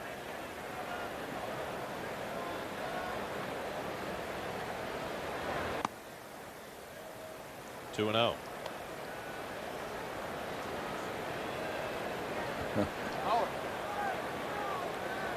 Usually Jose has that smile on his face, and 0 for 4 though will take that smile away. I think his smile's still on Eastern time. There you go. 2 and 1 to Valentin. You know, it's interesting. Usually when you have coast to coast trips, the toughest night is the 2nd night. Yeah. That you run on adrenaline the 1st night and then kind of hits you the 2nd night. But I guess everybody's different. But the Mets have certainly had more energy tonight than they had last night. And Valentin draws a walk. So a 2-out walk issued by Cameron. And Carlos Beltran, who's had a big night, will get another opportunity. Carlos has doubled twice. He's drawn a walk. He's driven in a run. He's scored a run. And he has really been waiting for a night like this. Now has 20 doubles, 56 RBIs for the year. Valentin at first and 2 down. And Carlos takes it high. Well, you saw that walk he had in the 4th inning. They sandwiched a couple walks in that 4th inning, Beltran and Delgado, to give Lo Duca a chance to get that RBI base hit. And those are the kind of things that they've been trying to look for, not only against Jake Peavy, against really any pitcher, right, Gary? Just trying to work the pitcher to get him out of the game, getting the starting pitcher out of the game earlier. Well, it's one of the things that Howard Johnson talked about when he got the job as hitting coach. He talked about getting back to that organizational philosophy, which, you know, frankly, the Mets made strides in last year, but Willie Randolph talked about even last year how they could do more in terms of looking for their pitch, working deeper counts. And the first 6 weeks of this season, they did that. But then it's been tough the last couple of months. And I don't think there's anyone better qualified to preach the organizational discipline than Howard Johnson, because he's been in the organization. He's been a scout. He's been a hitting coach. He's been a manager. He's paid his dues. And not only that, I think what's really special about Hojo that, okay, Hojo was not a superstar player, but he had superstar seasons. and he's without ego. And I think that's really important. You catch a lot of guys that have had great years and great careers, and when they become coaches, it's kind of, when I was playing, right, I used to, take that ball and turn on that for a base hit. And Hojo's not that kind of personality. He has no ego. He's just a really good guy that wants to work with these hitters. Valentin runs. Barrett with the throw, not in time. So Valentin got a great jump and steals his first base of the season. So he's feeling a little frisky out there. Well, the Mets doing all the things that you have to do against the Padres to try to beat this tough pitching staff, is that they can be stolen on. And Valentin, even with the knee brace, takes advantage of Cameron with slow move to home plate, and Barrett with the bad throw to second. Well, the Mets with 2 stolen bases tonight, one by El Duque and one by Valentin, not the most likely candidates. 113 steals for the year for the team. And now Beltran with an RBI chance. 3-2 to him. Gary Cohen, Ron Darling, Kevin Burkhardt, our producer Greg Picker, our director Bill Webb. With you from Petco Park in San Diego. Midnight in Manhattan. And it's been a good night for the Mets. 3-0 they lead it as they bat in the 7th. Beltran down swinging, and that ends the inning. So the first strikeout for Kevin Cameron. 7th inning stretch time in San Diego. El Duque working on the shutout.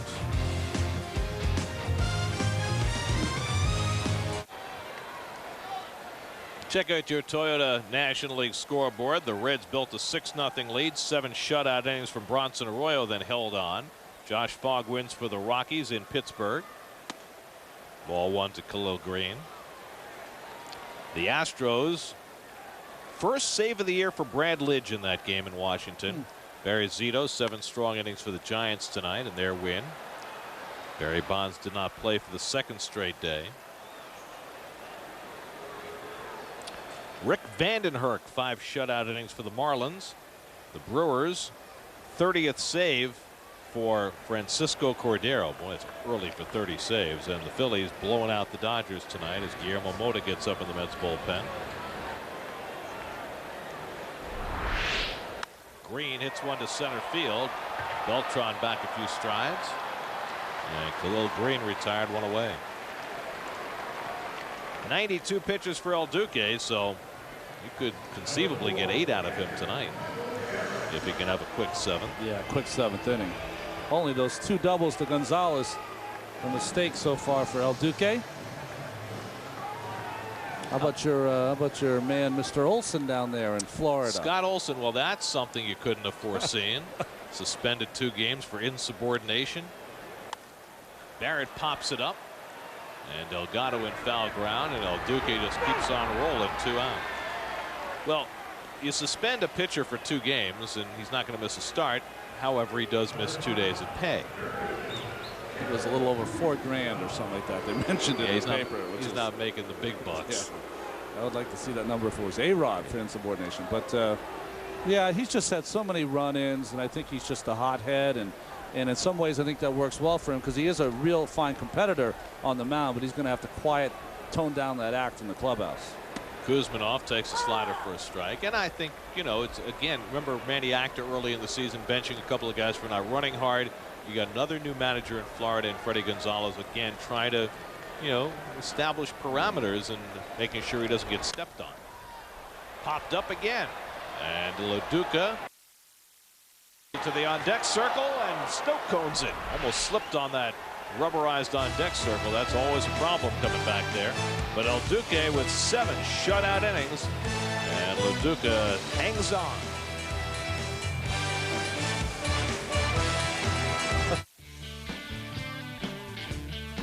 The Mets official merchandise catalog offers the best selection of Mets apparel and collectibles for every fan. For your catalog, call 800-PRO-TEAM. I'm Brian Custer. Coming up on Sports Night, Michael Vick is in the doghouse again, but will he end up in the big house? See more on Sports Night.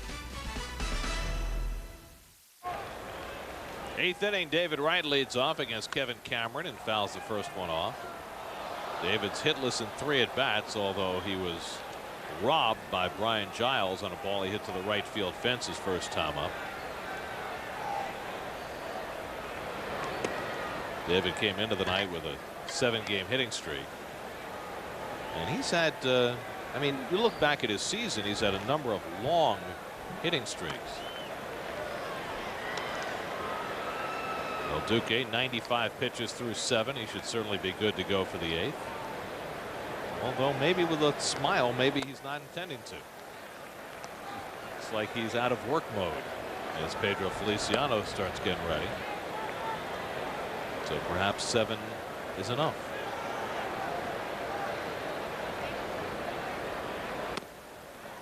And ball 4 to right. The Mets have the leadoff man on. Second walk given up by Cameron.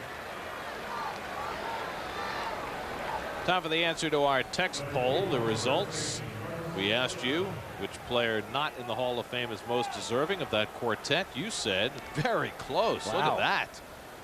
Split like the New Hampshire primary. Goose Gossage with the slight edge over Jim Rice. Well, I'll tell you the text poll in the New York area. Goose, of course, loved in New York. Not necessarily by Met fans. Well, they don't hate Goose. Come on. It's hard to hate a Goose. Delgado bounced it foul. Well, that's true. It's before the Mets and Yankees actually played each other. The animosity level wasn't quite so high. I told you the story when Goose Gossage made the Oakland A's team when I was over there. In the clubhouse, he couldn't be nicer, more gregarious and outgoing. And Carney Lansford went up to him and said, "Boy, Goose, if I'd known you were this good of a guy, I might have had a little better chance getting a hit off you. I thought you were mean." That was part of his persona. Like Dick Raditz. Yes. For the monster. That's right. You grew up watching him in Boston, right? Sean Green on deck.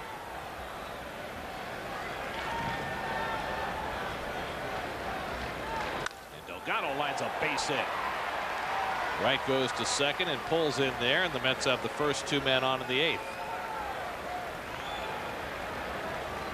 Well, Delgado just shows more and more signs of coming out of it. That's a beautiful swing on that low fastball.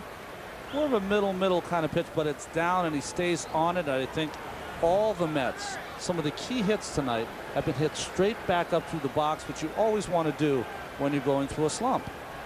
That's 7 hits now. Green has one of them, single to left back in the 2nd.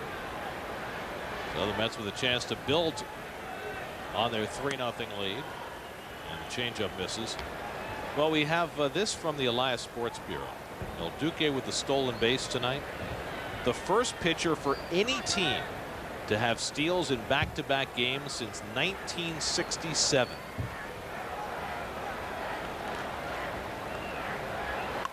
Green drops down the bunt. That'll serve as a sacrifice. Moving the runners to second and third. A rare sacrifice from Sean Green. And now runners at second and third with 1 out. Well, nice job by Sean Green. You can see that Willie playing a little small ball, just trying to get a couple more runs in, a little more padding for the Mets. Anyway, the last pitcher to have stolen bases in back-to-back games in May of 1967, his rookie season, George Thomas Seaver. GTS. He was frisky back in those days. So the infield comes in for Lo Duca, who drove in the first Met run with a 4th-inning single. And he takes the slider for ball 1. I don't know if it was my rookie year or second year, but I stole a base in Atlanta. And I remember that Davey Johnson after the inning called me in and said, listen, that no longer is going to happen. No more stealing bases. So he had a different view than Willie Randolph, who said if his pitchers can be 100% sure they can take it anytime. Well, yeah, Davey was protective of his pitchers. The story goes, and I don't know how true it is, that the Doc wanted to hit left-handed and Davey wouldn't let him.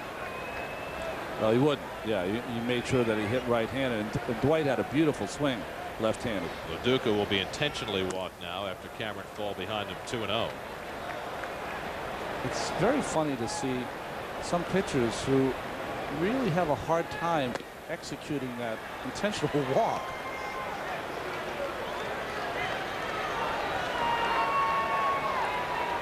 You'll see it sometimes. Pitchers will have that beautiful motion and they can throw a strike, but when they have to just like play catch, a little simple throw, like a comebacker to first or coming home, they can't get it done. Millage will come up with the bases loaded. First, Darren Balsley, the San Diego pitching coach, will visit Cameron at the mound. Well, we saw fairly recently a wild pitch on an intentional walk. I think it was Scott Schoenweiss for the Mets in Houston. Well, let's answer our Aflac trivia question. Aflac! We asked which 3 San Diego Padre pitchers have won the Cy Young Award. You might remember Randy Jones and Gaylord Perry. You might not remember Mark Davis. That's the wild card in there. He had an amazing season, though. 44 saves he had for the Padres. Well, the infield comes in. They're not confident in their ability to turn 2 with Millage at the plate. So they come up with the bases loaded and 1 out.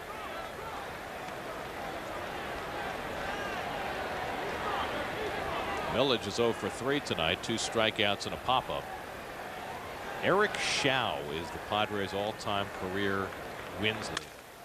In the air to right center field, not very deep. In comes Giles to make the catch, tagging and trying to score is right. The throw by Giles, got the hand in, safe. And it's 4-0 New York. Wright challenging Giles on that short sacrifice fly. Millage with the RBI, and the Mets get that extra run. Well, Giles jumping in front of the center fielder, and an accurate throw, but just did not have a lot on it. A nice slide by David Wright. Back to the bag. Times it perfectly. And again, this slide that we see most of the Mets and most of baseball use now, around the reach around with the right hand. Hey, usually you use the left hand sliding by. That was a little different.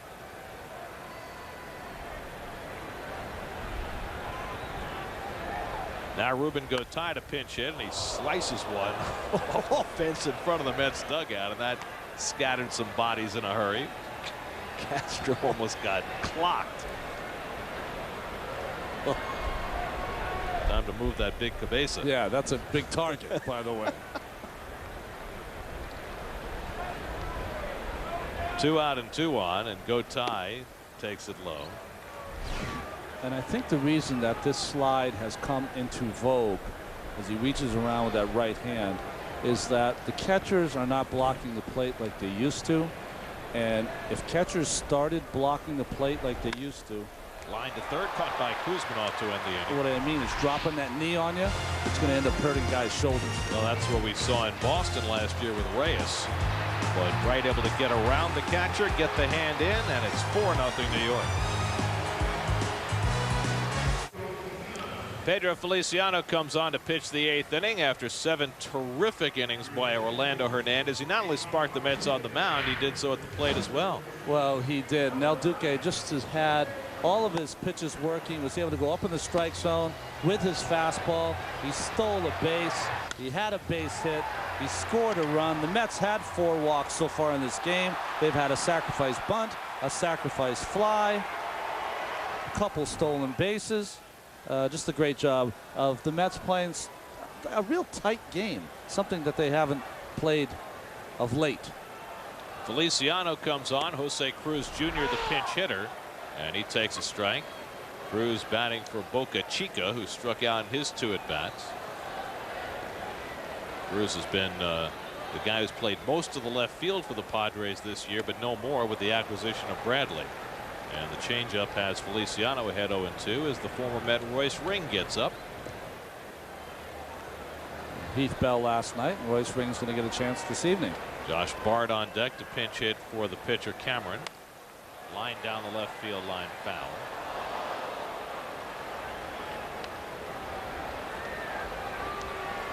In 2007, Hyundai, the Mets, and SNY are teaming up to strike out cancer. For every K the Mets pitching staff registers, Hyundai, the Mets, and SNY will make a donation to the Hope and Heroes Children's Cancer Fund. If you'd like to help, please go to www.hopeandheroes.org. 0-2 to Cruz. Struck him out. Nice tight slider by Feliciano, 1 away.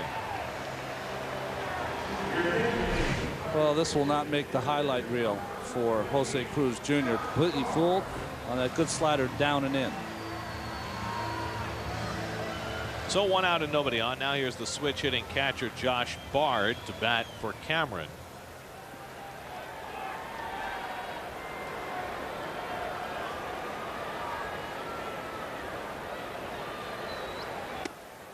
he checks his swing, and he went around.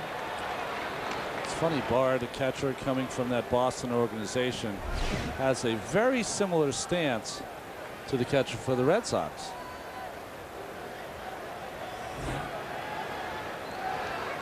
He's got the stature like Varitek Yeah, does. the captain, Jason Varitek. Same kind of body, very thick, strong. Well, Bard had a great season with the bat last year, but played a lot this year, and it might have been that he was exposed a tad, and now he's the backup again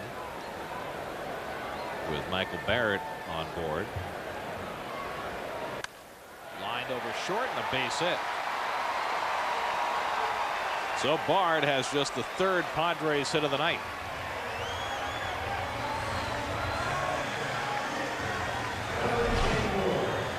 Well, just a fastball down the middle here from Feliciano, and I've always been impressed with Josh Bard, who's getting less playing time now with the acquisition of Michael Barrett.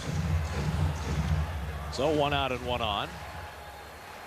And here's Brian Giles, who's 0 for 3.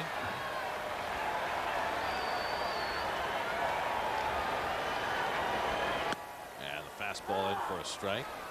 Feliciano, remember last night, pitched an inning, and it was his throwing error that opened the door for an extra run for the Padres in the 7th inning, turned a 2-1 game into a 3-1 game.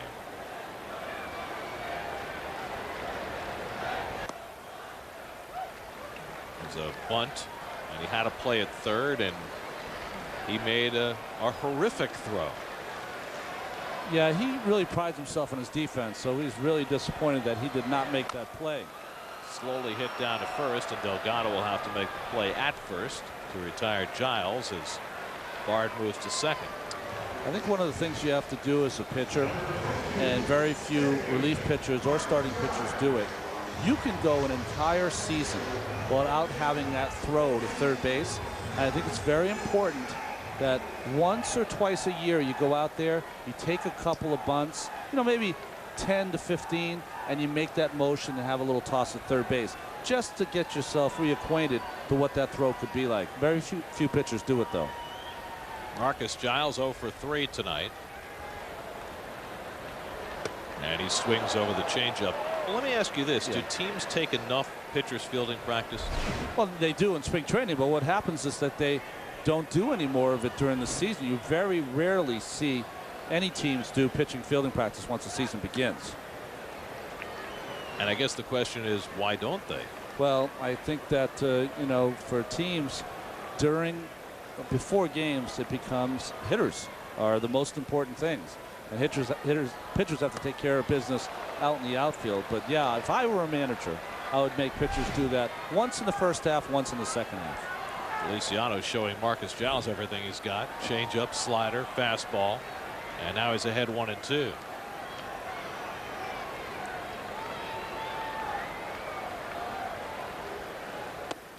Backdoor slider misses, and it's 2-2. Yeah, if Giles doesn't make contact here, this will be one of those nights you go home and you make the entire family turn the TV off. I don't want to see any highlights, low lights, anything. Just turn all the TVs off. Certainly not that full game replay.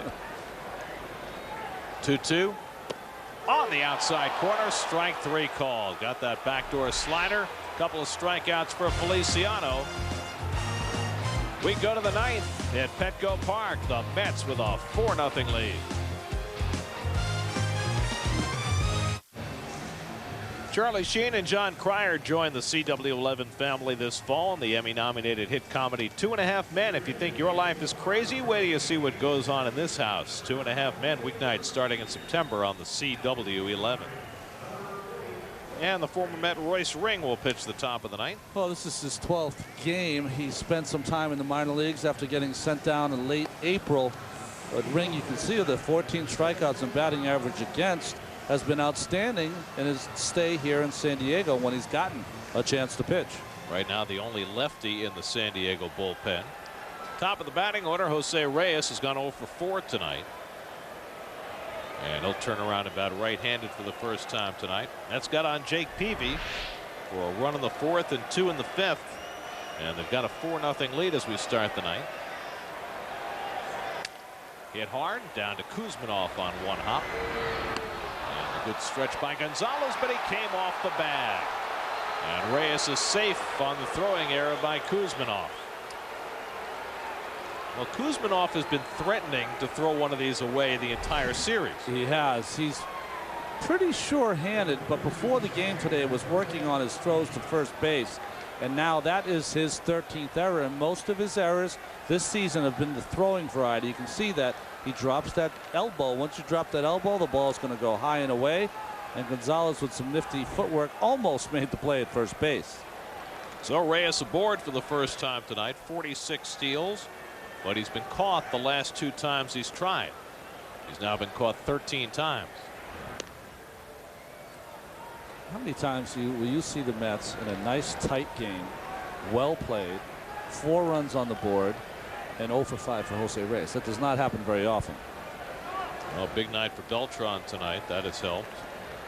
Well, Duca's had a big hit. And Valentine looking to sacrifice as the Mets try and get another run, stay out of grand slam distance. Oh, I love this play. You know, Green in the 8th inning with the sacrifice bunt allowed Wright to score on a sacrifice fly. You see Billy Wagner getting ready. That's interesting, isn't it? Because this is a non-save situation, even if the Mets don't score here, but it gives you an idea just how important this game is to Willie Randolph.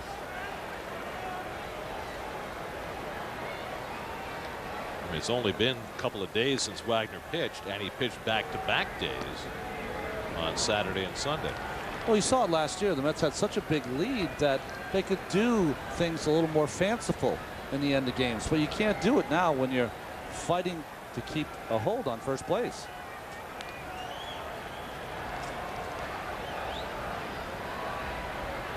Ooh. Way outside and off the glove of Barrett, and that'll get Reyes down to second. We'll call that a pass ball, even though it was so far off the plate. Well, it was off the plate, but you can see that Barrett was going to throw to first, so almost like he took his eye off that ball, even though it was so wild from. And you can see he shows the signs there to Royce Ring. Still keep in the back of your mind that the hitter here might be bunting. Good time for Valentine to bunt Reyes over to third base. And that's always been one of the knocks on Barrett, just not catching the ball.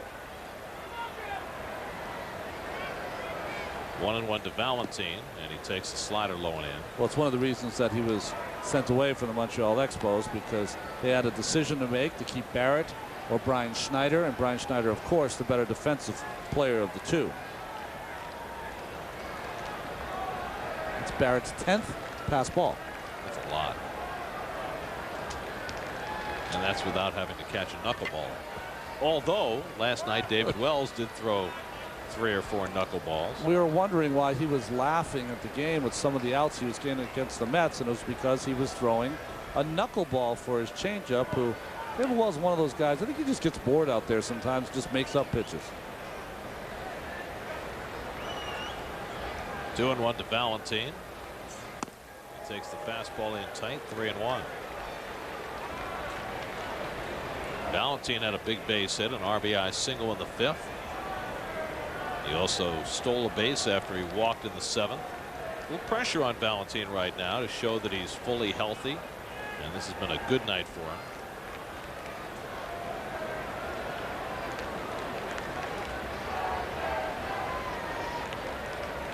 Reyes running. Pitch inside. Barrett's throw. Not in time. It's a walk to Valentine. A stolen base for Reyes. His 47th of the year. Well, it didn't look like Reyes was going to take it early, but Royce Ring just did not pay any attention to him. Looked at the plate, gave him enough time to steal third base, and even on a pitch that was up and in, no chance for Barrett to get Reyes at third base. You can see Kuzminoff with that knee in front of the bag. When you slide head first, that infielder can do that, as you see Reyes now. Passing Howard Johnson for second on the Mets all-time stolen base list. We'll probably catch Mookie sometime next year. So here's Beltran with another RBI chance. First and third and nobody out. That's already with a 4-0 lead as they bat in the ninth. Beltran 2 doubles and a walk tonight. And he takes the curveball from Ring for a strike. Beltran batting from the right side for the first time tonight. And this has been his higher average side this year, although those numbers have come down as the season's gone along. The infield in tight. 1-1 to Beltran as we check out our Panasonic Plasma replay. Panasonic for the speed of sports. Beltran in the 5th inning going the other way. And driving home the 3rd Met run with his 2nd double of the night. Grounded to short. Runner at 3rd holds. The play goes to 1st. And Beltran retired for the 1st out. Valentine takes 2nd on the play, and now 2 in scoring position for David Wright.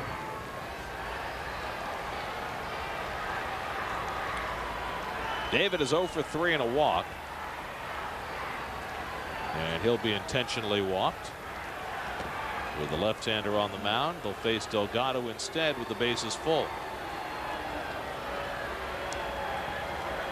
Now, Rick Peterson on the phone. The Mets have a 4-0 lead, and I guess the question is, do you want to use Wagner? And I guess if the Mets tack on a run or 2 here, we'll probably see Mota instead of Wagner. I saw something very unusual today. You did too, Gary. We were watching Billy Wagner throw a bullpen before the game today. Usually do not see your stopper closer throw a bullpen before the game, but Billy just, you know, he's one of those guys that thrives on more work than less work. And every once in a while he'll get up in the 4th or 5th inning of a game and throw 12 or 15 pitches just to stay sharp. Well, he said as he's gotten older, he doesn't like to sit down there for 2.5, 3 hours without tossing the ball. So just like you do your stretching to get ready, part of his stretching is to toss the ball. Of course, the other side of that coin, you weren't in Houston for the 17-inning game, but he got up 8 separate times before he finally came in to get the save. He said, I couldn't even feel my arm. He must have felt like a starter. So here's Delgado, who's 1 for 3 and a walk. Yeah, he said, I threw my first complete game. Reyes dashing down the line to try and force the balk from Ring, who simply steps off. He loves to do this. This is how he got Benitez back at Shea. Curveball hit toward the home, base hit for Delgado. Reyes scores. Valentine heading home. Giles won't make a throw. It's a 2-run single for Carlos Delgado, and the Mets have broken it open here in the ninth. It's 6-0 New York. 2nd hit of the night for Delgado. Well, this is what you look for on a team when you're trying to break out of a slump. 2 out hits. Beltran not able to get the job done. So what happens? Your teammate picks you up.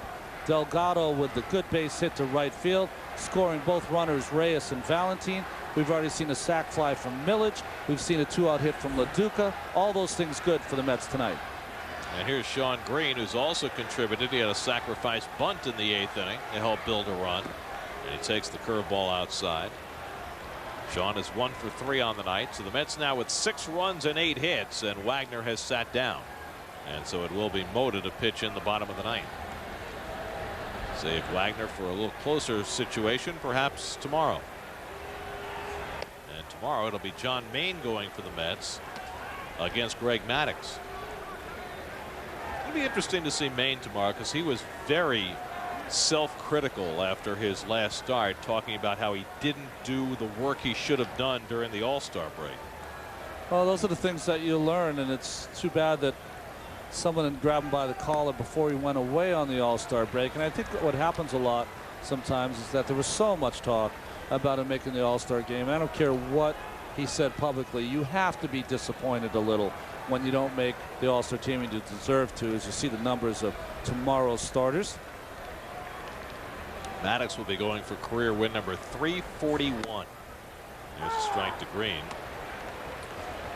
I remember one All-Star break. I was in Jamaica, and I brought my glove and my ball along. I couldn't find anyone to throw to, so I ended up throwing up against a tennis wall for about 15 to 20 minutes. But the throw every day is important to stay on your routine.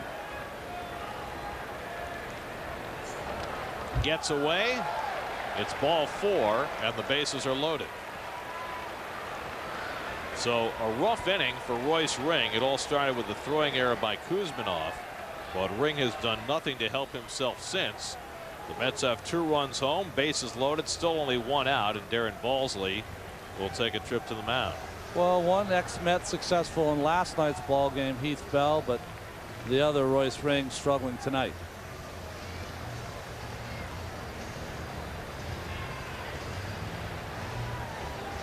Daily News Live, presented by Citi, comes straight from the heart of New York sports. Join the roundtable for debate and discussion on the show that brings the back pages to life. Daily News Live, presented by Citi, weekdays at 5, with encores at 11 p.m. and 1:30 a.m. only on SNY. I guess we preempted one of those encores tonight. We did.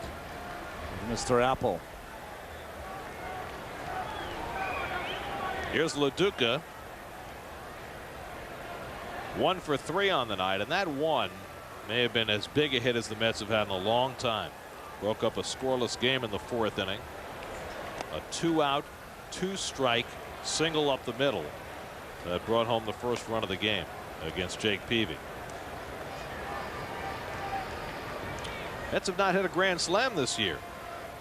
They certainly had their share last year. They had 2 in 1 inning. Well, the AAA team for the San Diego Padres, last night's ball game, they had 2 hitters hit 2 grand slams, and they still lost the game.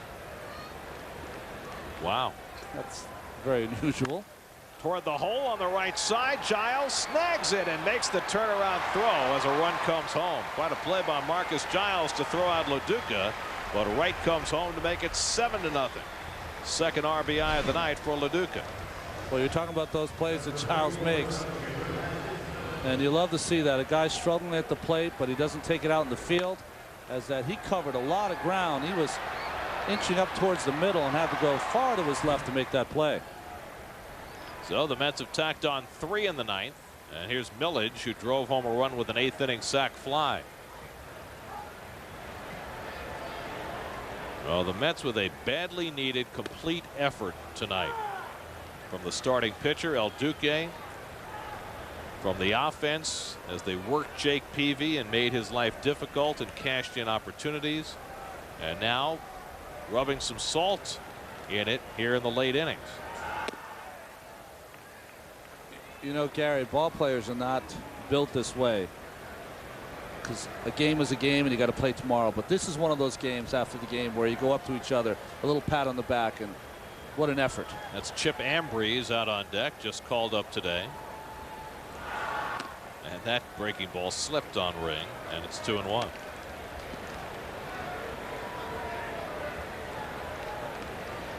Well, the Mets with a win tonight will expand their lead to 2.5 games over Atlanta. The Braves lost to the Reds for the 2nd straight day. The Phillies will stay 5 back. They're blowing out the Dodgers tonight. Hit sharply toward the middle, and another nice stop by Giles. Low throw, but picked out by Gonzalez to end the inning. But the Mets tack on 3 against the former Met Royce Ring, and Guillermo Mota will try and close things out in the bottom of the 9th. Delgado drives home a pair, and it's 7-0 New York as we go to the bottom of the 9th in San Diego.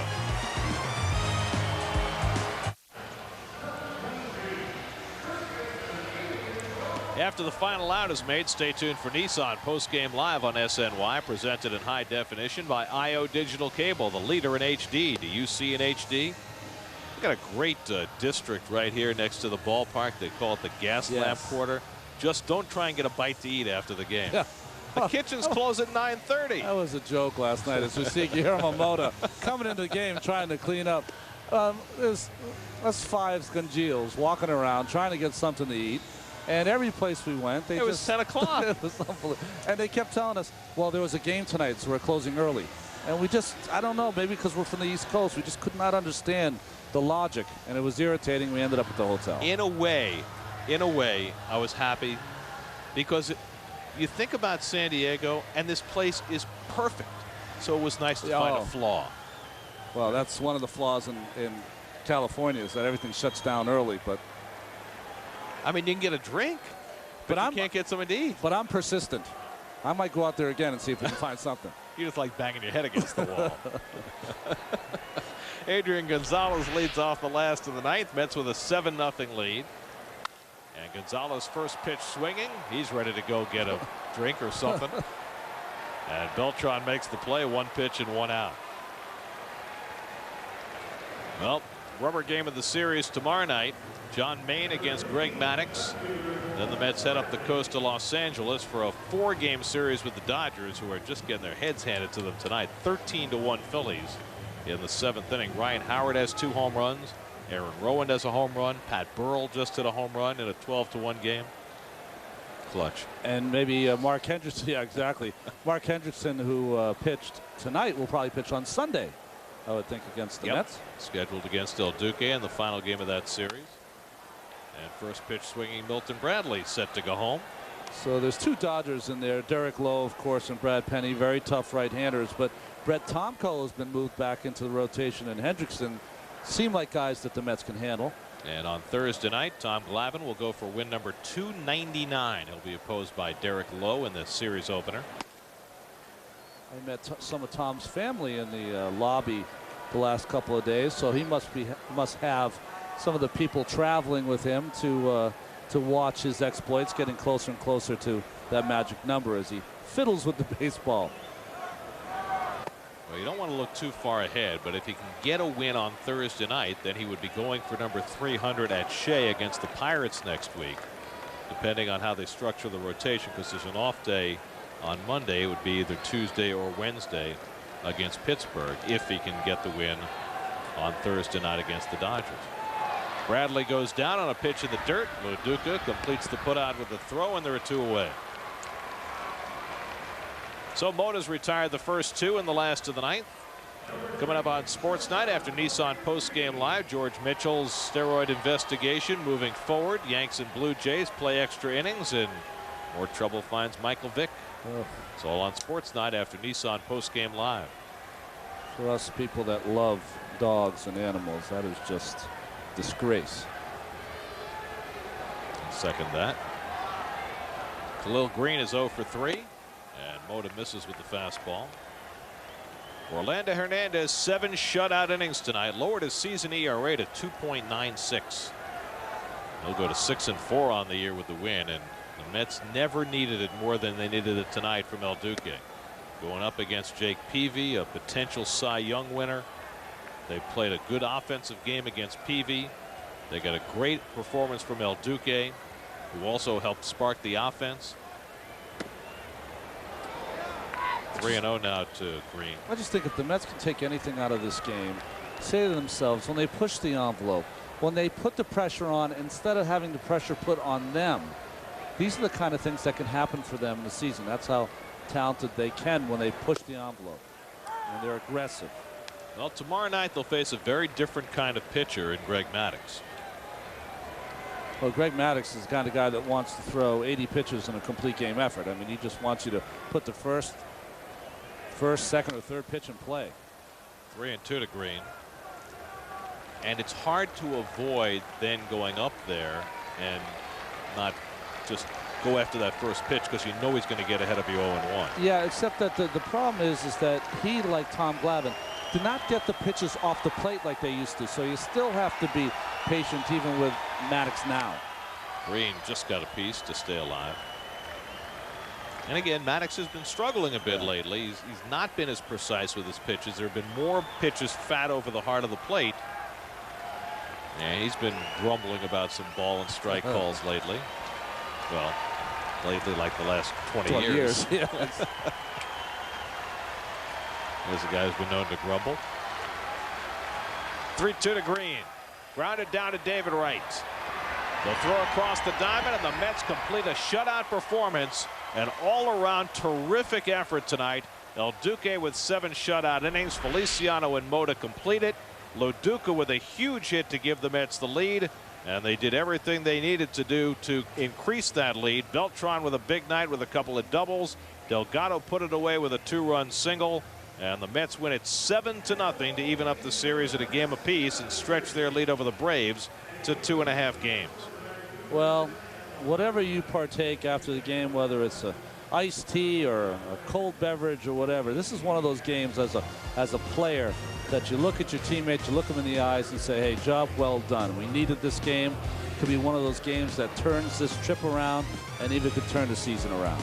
Your out-of-game summary: El Duque, with a most necessary effort, lowers his ERA to 2.96. Mets win it 7-0. We'll come back to Petco Park in just a moment.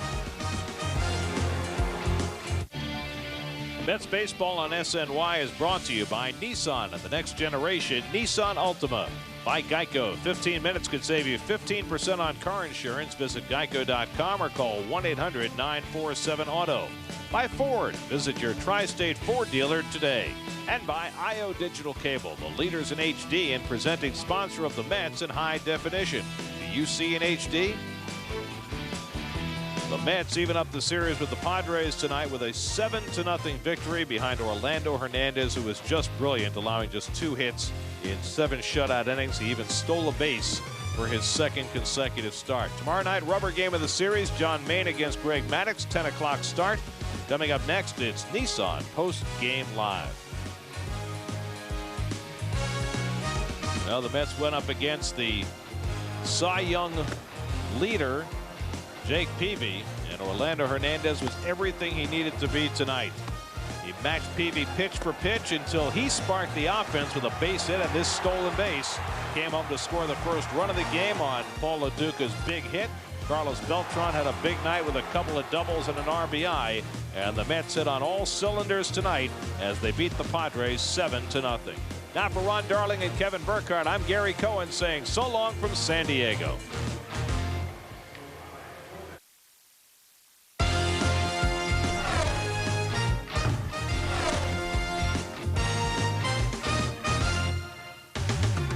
Oh, he's so much more than a pitcher. Orlando Hernandez getting it done with the bat and with the feet. A base hit, a stolen base. The Mets roll over San Diego 7-0 in Game 2 of this 3-game series. Orlando Hernandez was huge. We'll talk all about El Duque coming up. The Mets lead the NL East 2.5 over the Braves as the Reds defeat Atlanta by a score of 6-5. The Phillies in progress, pounding the Dodgers in Los Angeles.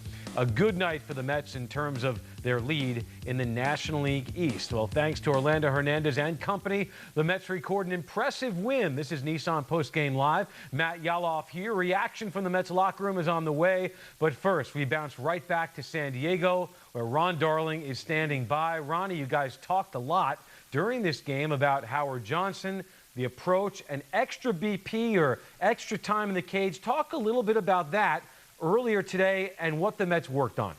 Well, I think, you know, when you're struggling like they're struggling, they're putting all the extra work in. So for you fans at home who are thinking that maybe the Mets are not working on their game, it's not true. Howard Johnson, the last few days, has had these guys out here. Today they were out here early. He really spent a lot of time with Carlos Beltran, especially on his weight distribution, his ability to kind of stand up a little taller in the left-hander batter's box. The end result was line to line for Beltran with a couple of doubles. So just a lot of good things happening. I think the conversation, communication between Hojo and the players is starting to take effect. But, you know, I mean, you know, they also had a good relationship with Rick Down, who was a great hitting coach. But I think for Hojo, who has some history of these guys in the minor leagues, he has some great history as far as being a great player in this game. And I think also him being a switch hitter, there's 4 switch hitters on this team. I think that can only help. All right, Ronnie, so Beltran is one of them, and you discussed a solid base and I guess good balance. And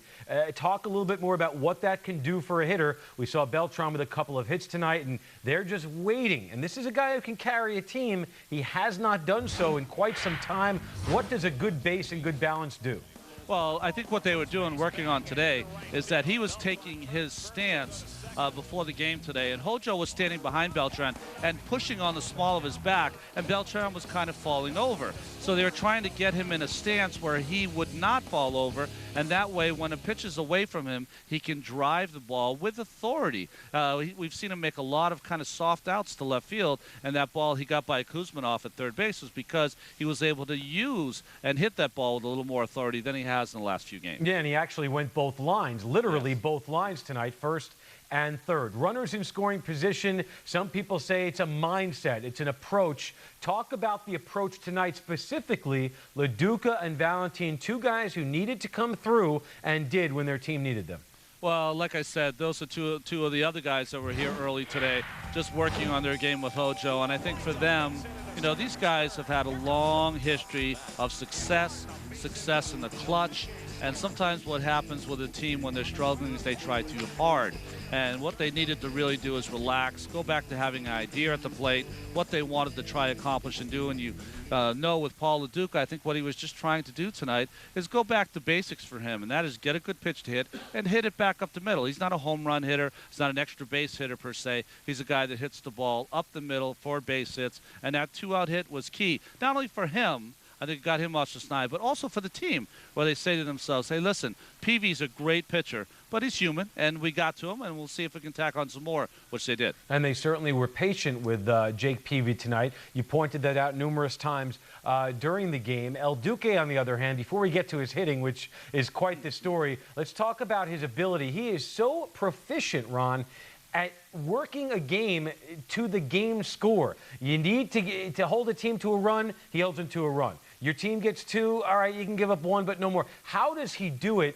And that's a unique ability. Not every pitcher has the ability to do that. Yeah, I think what it is that he's just very smart in managing a game, managing an inning, and when he gets to a certain point where he knows that maybe he can't handle this hitter like Gonzalez, he passes on that guys and goes to the right-handed hitters, and he ended up handling Green. So I think that's the thing about El Duque is within a game, he recognizes that he's going up against Jake Peavy. He knows there's not going to be too many runs, especially early in the game, and he makes sure that he keeps his team in the game and put up some zeros today. And, you know, I talked about it a little bit in the game. He just loves the spotlight. I think one of the reasons he struggled is Arizona, because Arizona's not on TV, and they're not playing in big games. And I think that's what El Duque needs. He needs a spotlight. He needs to go up against these pitchers that are considered great pitchers, and he's got a lot of pride. So when he has that pride and he goes up against a guy like Peavy, he wants to come out on top. He did tonight. Postseason success as well. But what about his hitting success and his stolen bases? Ronnie, I'm telling you, there's a good chance from where I sit, he may be hitting second in some order real soon.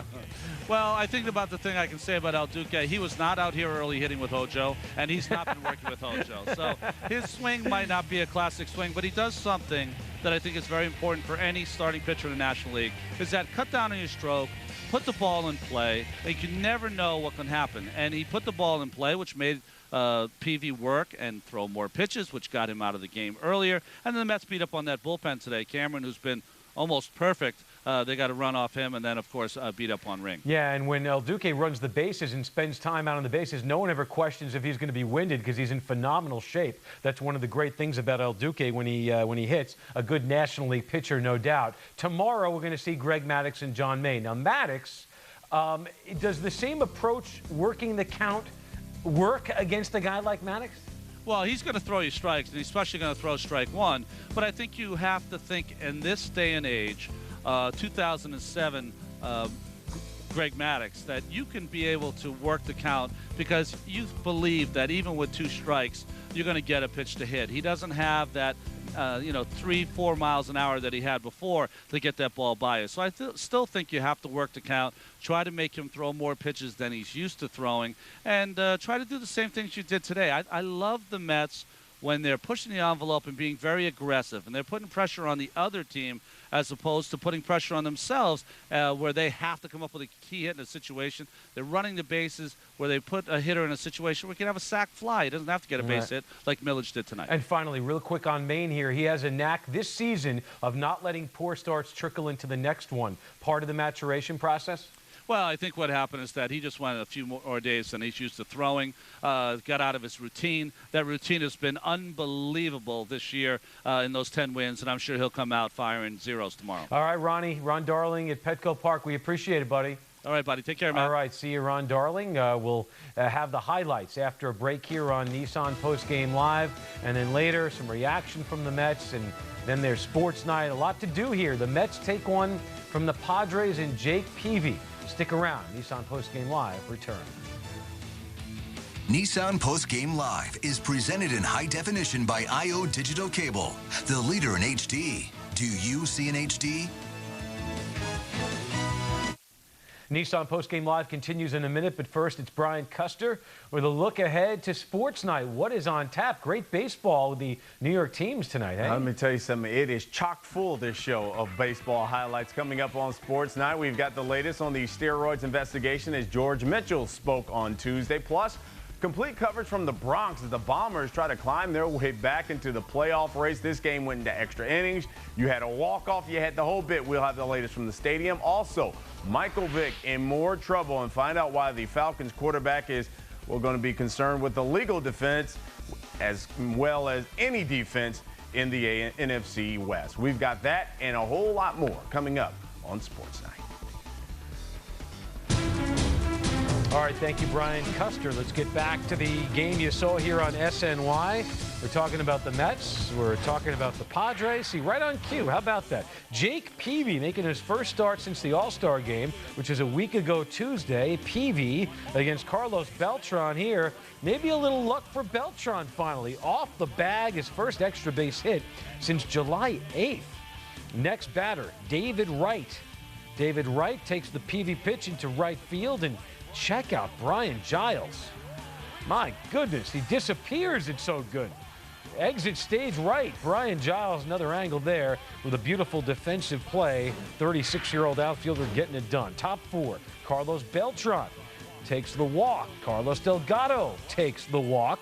So the Mets, a little patience against Peavy. And how about Paul Lo Duca coming through right back through the middle.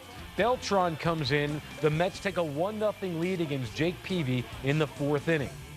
2 outs, 2 on. Lastings Millage, 3 pitches gone. Mets threat and inning over. Then there's Orlando Hernandez, looking to win consecutive starts for the first time this year. In a little trouble in the fourth, Khalil Green pops out with 2 men on to David Wright here in foul territory. That's 2 outs. Michael Barrett, another pop out. Huge escape jam or escape job by El Duque, and he gets out of a little trouble. Top 5. He's got the bat, and check him out. El Duque puts a nice little swing on the ball, drops it into center field. His 7th hit of the year. And then how about this? Takes off for second base. They don't even hold him on, and he is in easily with his 2nd of the year, his 3rd in his career. 2nd consecutive game with a stolen base. Jose Valentin comes through, snaps a tremendous skid, or a horrendous skid. It's really both. It's tremendous and horrendous, because Boca Chica bobbles the ball. So the run scores, and it's 2-0 Mets. Valentin on, and Peavy working a Beltran. That's in the dirt. Valentin takes second base. A couple of pitches later, there's Beltran shooting it down the left field line. Mets go up 3-0 on Jake Peavy. And who's loving it? Howard Johnson loving it. El Duque takes over from there, and he cruises. Boca Chica swinging. Then Brian Giles to Sean Green. El Duque goes 7 awesome innings. I mean, he was just dead on. 8th inning. Mets with runners on 2nd and 3rd and an out. And Kevin Cameron intentionally walks Lo Duca, loads the bases for Lastings Millage. Fly ball to right field. David Wright tags, and David Wright slides around Barrett, gets that hand in. Another look, and Wright is safe. Clearly the right call. A 4-0 lead. Top 9, former Met Royce Ring facing his former teammate Jose Reyes. Kevin Kuzminoff, routine ground ball, bad throw, pulls Adrian Gonzalez off the bag, and the Mets are in business again. This time Barrett can't handle the Ring pitch, and Ring walks Valentin, and the Mets are just moving around here, and they're doing tiny little things on Tuesday night to get it done. That's a stolen base there for Jose Reyes. More on the significance of that in just a bit. And then Ring intentionally walks right, bases loaded, Carlos Delgado. So the Mets capitalize on the Padres, not just against Peavy, mind you, but against the best pen in baseballs. The Mets roll 7-0, three hits in total for the Padres. So the weakest hitting team at home, San Diego, manages just 3 hits against El Duque and the Mets bullpen. All right, so for reaction now from the Mets after this win, how about Willie Randolph checking in with the media at Petco Park? Listen in. It's the best overall game you guys have played in a while, you think? Yeah, I think so. I mean, great pitching job by Duque. Stepped up big time today again. We had some good at-bats, some nice approaches, and it was nice to look up at the scoreboard at the end of the game there and see we added on some runs at the end of the game, which has been kind of foreign lately. So, that's how we have to play, and that's what we have to do to sustain and win games. And it was just nice to see the box up there looking pretty full at the end there. Extra hitting practice for everybody today kind of pay off. I mean, everyone really made Peavy work a lot, deep into counts, things like that. Well, it wasn't for everyone today. We only had about 5-6 guys, which is still pretty good. But Duque had a big RBI for us. He took a little extra BP today. I mean, it just happens that way sometimes. Carlos had some good at bats also. We had some conversation today about some things, and when you win after extra BP, it looks good. Just like if you have a meeting after you lose a game or two and you win, you look good. So I mean, listen, it's just a matter of time before we start to click, and hopefully this is the time to do it. You're trying to be aggressive, but also be selective too. You had, I think, eight walks tonight too. Does that factor into things as well? It's always key, man. I mean, it sounds so simplistic, and sometimes players don't want to walk or think that it's glamorous to walk. I think it's very glamorous. I think it's very sexy, actually. So, that's just me.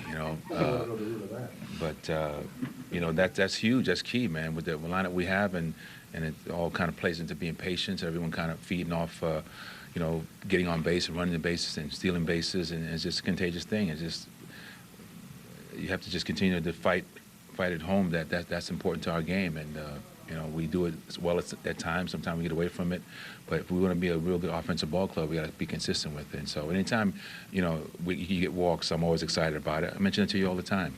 Walks are key, and every time you have a big rally or a really good ball game, walks are always right there in the middle of things. Well, you mentioned you had a conversation with Carlos. Was that was Beltran or Delgado? Beltran doing BP, just in general stuff, just talking about hitting and talking about what I see and all that kind of stuff. Just trying to help. Did you see anything tonight from him that you were encouraged by, Willie? Well, yeah. I mean, he's been coming around the ball a little bit in the last couple of weeks, and you got a beautiful double on left field line, which is a good sign that he's using the whole field and not trying to force things. I mean, he's a great hitter, and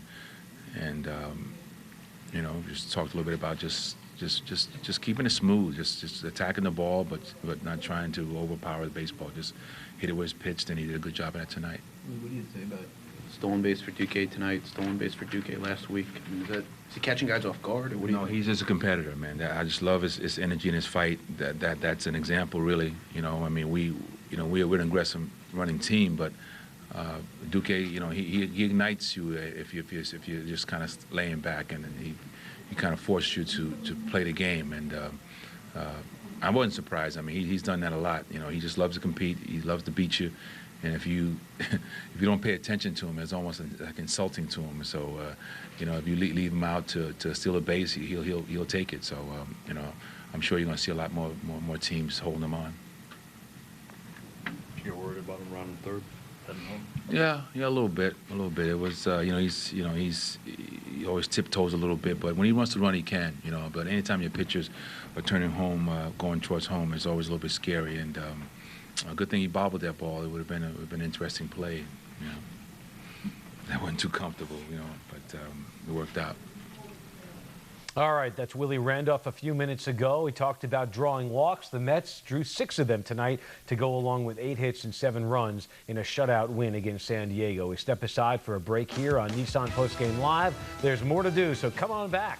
You're watching SNY. We're coming to you live from Midtown Manhattan.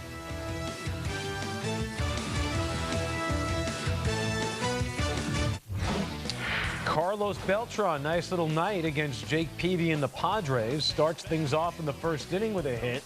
That's a double. Goes 2 for 4 in the game with a run and an RBI. And as you heard Willie Randolph discuss, a little extra BP for Beltran and a few of the guys before the game. Here's Carlos Beltran. Overall approach by the team as far as being patient at the plate, working the count, things like that you've seen in a while.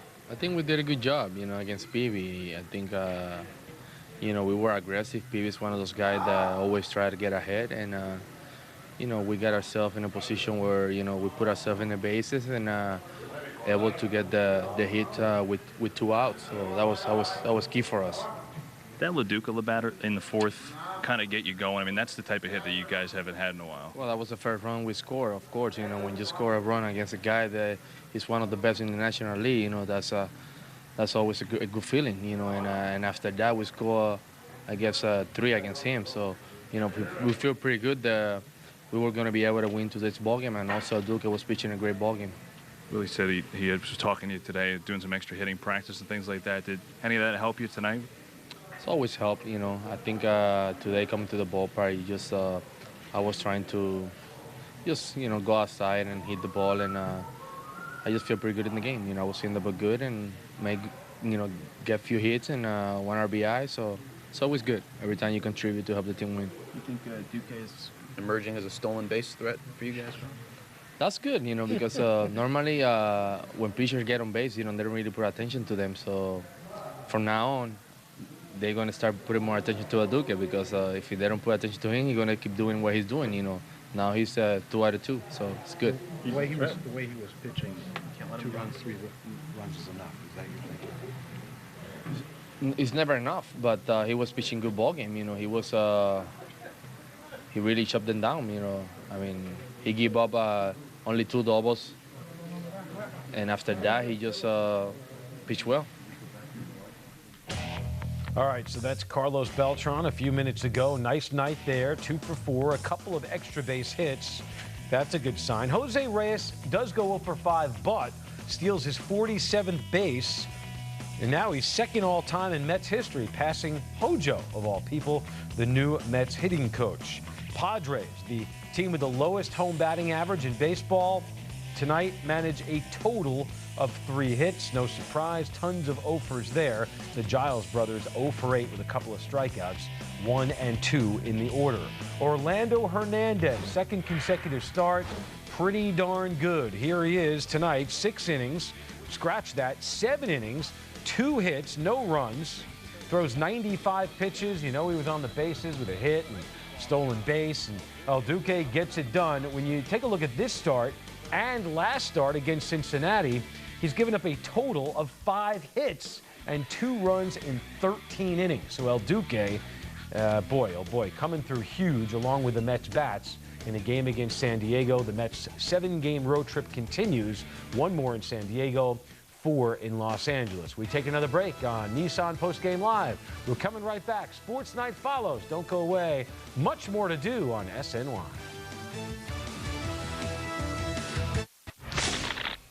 Nissan play of the game, top 5th. Orlando Hernandez on the move. Steals second base. Only the 3rd Mets pitcher in franchise history with more than 1. Second of the year for El Duque, 3rd in his career. Mets take it by a score of 7-0. So John Maine will have the task of trying to win this series. He'll face Greg Maddux, who has 340 career wins. Maine coming off a short outing, 4 2/3 that matched his lowest total innings for the entire year. We'll see if Maine bounces back. You'll see the pregame show here tonight. I guess it's tonight, right? Wednesday, 9:30 p.m. North Fork Bank pregame. The Wednesday Kia Game of the Week. Sports Night next.